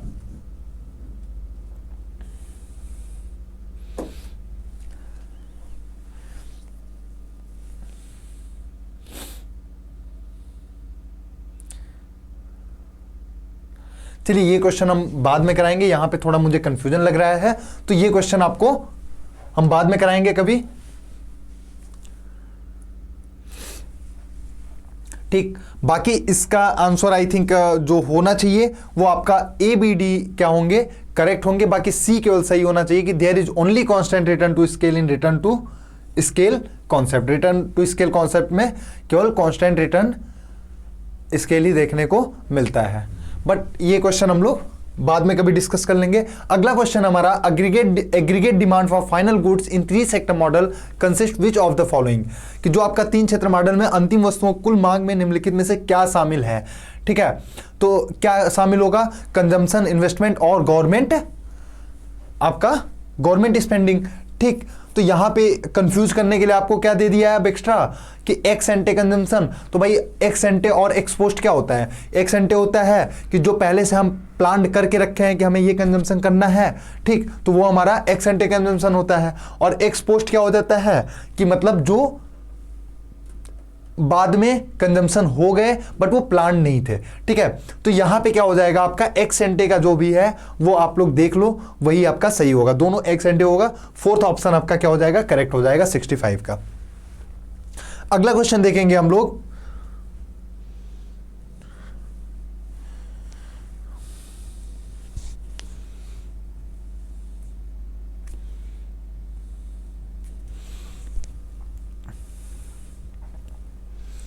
अगला क्वेश्चन हमारा, negative slope of the demand can be explained in terms of price of a commodity changes. जो आपका डिमांड का निगेटिव स्लोप होता है वो एक्सप्लेन किया जा सकता है प्राइस ऑफ कमोडिटी चेंजेस के हिसाब से। तो वो किसकी वजह से होता है, देखिए डिमांड सबसे बड़ा, देखिए एक लॉ ऑफ डिमांड होता है micro economics second chapter theory of consumer behaviour. ठीक, लॉ ऑफ डिमांड में क्या होता है कि प्राइस अगर बढ़ रहा है तो डिमांड क्या होगा, कम होगा, और अगर प्राइस कम हो रहा है तो डिमांड बढ़ेगा। अब मान लीजिए किन रीजन से ये डिमांड बढ़ घट सकता है कि मान लीजिए अगर किसी कंपनी ने क्या किया, मान लीजिए Thums Up Coca Cola company है।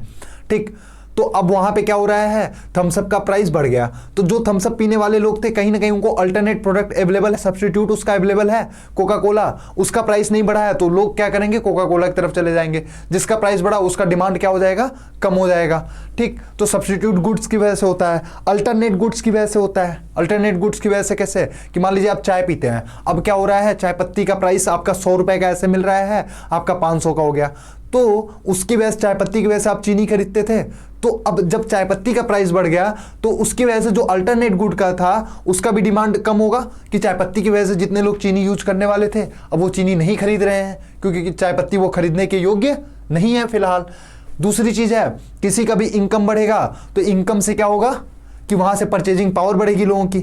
ठीक, तो वहां से क्या होगा कि डिमांड बढ़ेगा मार्केट में, जब वो ज़्यादा परचेस करेंगे तो चीज़ों का डिमांड बढ़ेगा। तो यहाँ पे वही चीज़ें हमें बताना है कि कौन से सही होंगे। मार्जिनल इफेक्ट ऐसा कुछ नहीं है, ये गलत होगा। इनकम इफेक्ट ओनली आ रहा है, तो ओनली इनकम इफेक्ट नहीं होगा। सब्स्टिट्यूशन इफेक्ट ओनली नहीं होगा, ठीक है, तो ये भी गलत होगा। Substitution effect and income effect that come into play, ठीक है, ये रहेंगे। बाकी आपका और भी चीजें होंगी, अल्टरनेट गुड की वजह से होंगी, बहुत चीजें होती हैं जो आपका अफेक्ट करती हैं डिमांड पे, ठीक है।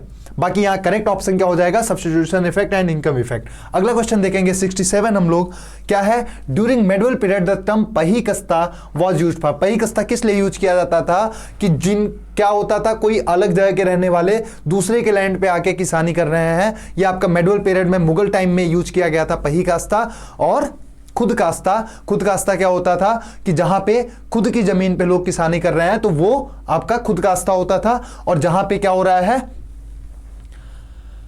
दूसरे के खेत पे किसानी कर रहे हैं तो वो आपका पहिकस्ता होता था। Non resident cultivators who belong to some other village but cultivated lands on contractual basis, ये आपका क्या हो जाएगा, करेक्ट ऑप्शन हो जाएगा। अगला क्वेश्चन देखेंगे हम लोग, Hampi name was derive from. Hampi name कहां से डिराइव किया गया है, लोकल मदर गॉडेस से, ठीक है।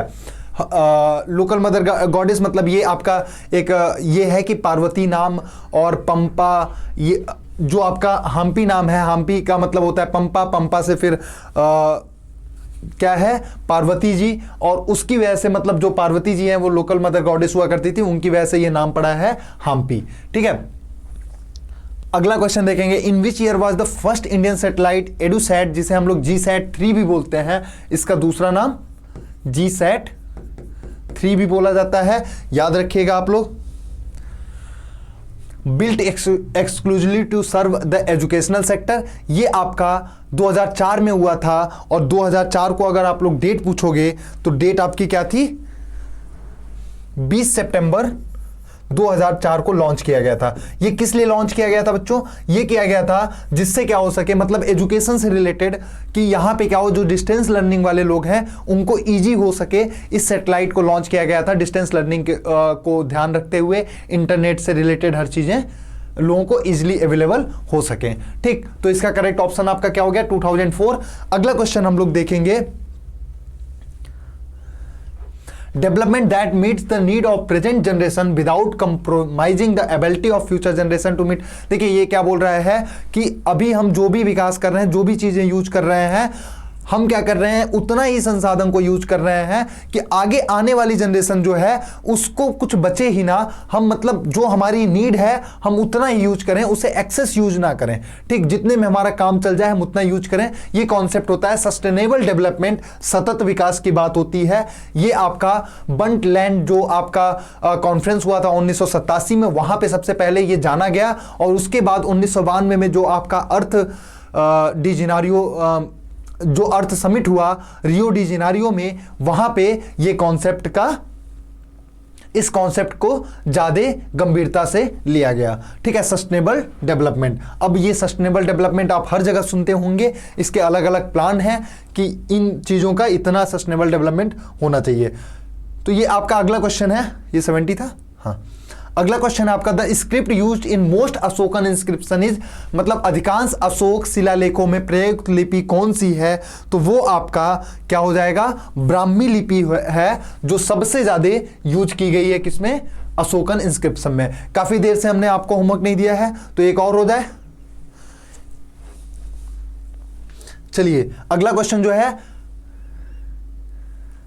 कोर्सिन जबरदस्ती, ठीक है, आई थिंक ये क्वेश्चन कंप्लीट नहीं है तो ये क्वेश्चन आप लोग रहने ही दो। चलिए 2-3 क्वेश्चन है, छोड़िए होमवर्क रहने देते हैं। Bombay secretariat was design by, Bombay secretariat किसके द्वारा डिजाइन किया था, हेनरी सेंट क्लेयर विल्किंस के द्वारा, ठीक है। अगला क्वेश्चन आपका क्या है, which of the following statement is false about globalization, कि ग्लोबलाइजेशन के बारे में से इनमें से कौन सी चीज गलत है, ठीक। Globalization is free flow of goods capital and labour, सही है कि ग्लोबलाइजेशन जो आपका वैश्वीकरण वस्तुएं और पूंजी और श्रम का मुक्त प्रवाह है ग्लोबलाइजेशन में। दूसरा आपका है inequality is increasing due to globalization, वैश्वीकरण के कारण असमानता बढ़ रही है। बिल्कुल ये लोगों का मानना है कि जो आपका ग्लोबलाइजेशन है उसकी वजह से असमानता बढ़ रही है, इनइक्वालिटी बढ़ रही है, तो ये भी आपका ऑप्शन सही होगा। अगला है equality is increasing due to globalization, ये आपका गलत होगा। अगर इनइक्वालिटी बढ़ रही है तो इक्वालिटी बढ़ने का चांस ही नहीं है। अगला आपका क्या है, globalisation will result in cultural homogenisation, कि वैश्वीकरण के परिणाम स्वरूप सांस्कृतिक समृद्धि आएगी, बिल्कुल आएगी। तो यहां पे नॉट पूछ रहा था, तो आपका करेक्ट ऑप्शन क्या हो जाएगा बच्चों? करेक्ट ऑप्शन आपका थर्ड हो जाएगा। लास्ट क्वेश्चन आज का ये आपका 75, identify correct statement with reference to climate of India. Climate of India के हिसाब से हमें क्या करना है, करेक्ट स्टेटमेंट इसमें से पता करना है। ठीक, तो चलिए लास्ट क्वेश्चन है। लास्ट क्वेश्चन आप लोग कमेंट बॉक्स में करके बताइएगा, और आप लोग जो आप लोगों के लास्ट ईयर के क्वेश्चन पेपर में, बीएड के क्वेश्चन पेपर में पूछा गया था, यहाँ पे सारे क्वेश्चन जो सोशल साइंस से रिलेटेड थे वो हम लोगों ने डिस्कस किया। क्लास के स्टार्ट में आपको रजनीश सर ने चीज़ें बताई थी कि कैसे आपका एग्जाम पैटर्न है, क्या चीज़ें पूछी जा सकती हैं। और दूसरी चीज़ है, अगर अभी भी आप में से अगर कोई तैयारी नहीं स्टार्ट किया है तो बच्चा कभी लेट नहीं होता है, जब आप शुरू करो तभी आपके लिए अच्छा होगा। ठीक है, तो आज क्या करते हैं हम लोग, इतना ही हमारा हो गया सर। हाँ, चलिए अब आगे की बात आपको रजनीश सर थोड़ा मोटिवेट करेंगे आपके एग्जाम के लिए। नहीं करूंगा, आपको बहुत बहुत धन्यवाद सर। अरे सर, आपने पूरा सेशन ले लिया सर, क्या एनर्जी भी लगातार बना हुआ है। और आप इस बात को तो आप समझ सकते हो, क्योंकि आप लोग खुद पढ़ाई करते हो, तो एक सवाल को सॉल्व करने के लिए कितना मेहनत करना पड़ता है। अगर आप लोगों से मैं निवेदन करूंगा, हो सकता है मैं भी एक दो सवाल का आंसर आपको लगे कि नहीं सर ये गलत हो सकता है, इसका ये होगा, तो आप लोग कमेंट सेक्शन में लिख देना, क्योंकि हम लोग विद्वान नहीं हैं, हम लोग खुद स्टूडेंट भी है और आप लोग को पढ़ाते भी है। क्या सर? बिल्कुल। अगर ऐसा हो तो आप लोग कमेंट में जरूर लिखना। बाकी मुझे पूरा उम्मीद है कि सर ने पूरा मेहनत किया। अगला 2 स्लाइड और है सर। अच्छा, 2 स्लाइड और है? क्या है उसमें? क्वेश्चन 75 ही थे, तो मैं ये हिंदी में है। हाँ, ओके, अच्छा, वो हालांकि हो गया तो इसकी कोई आवश्यकता नहीं है। बाकी ये पीडीएफ भी सर इन लोग को हम भिजवा देंगे। टिक किया है ना सब में? हाँ। तो ये कोर्स के बारे में है, 1499 फीस है, तो आप लोग 1499 तो पे कर ही सकते हो। एप्लीकेशन फॉर्म का भी फीस इतना लगता है, तो आप उसके अलावा इसमें टेस्ट सीरीज भी मिल रहा है, तो लो सर से क्लासेस में भी पढ़ो। बाकी सर को बहुत बहुत धन्यवाद। अरे सर।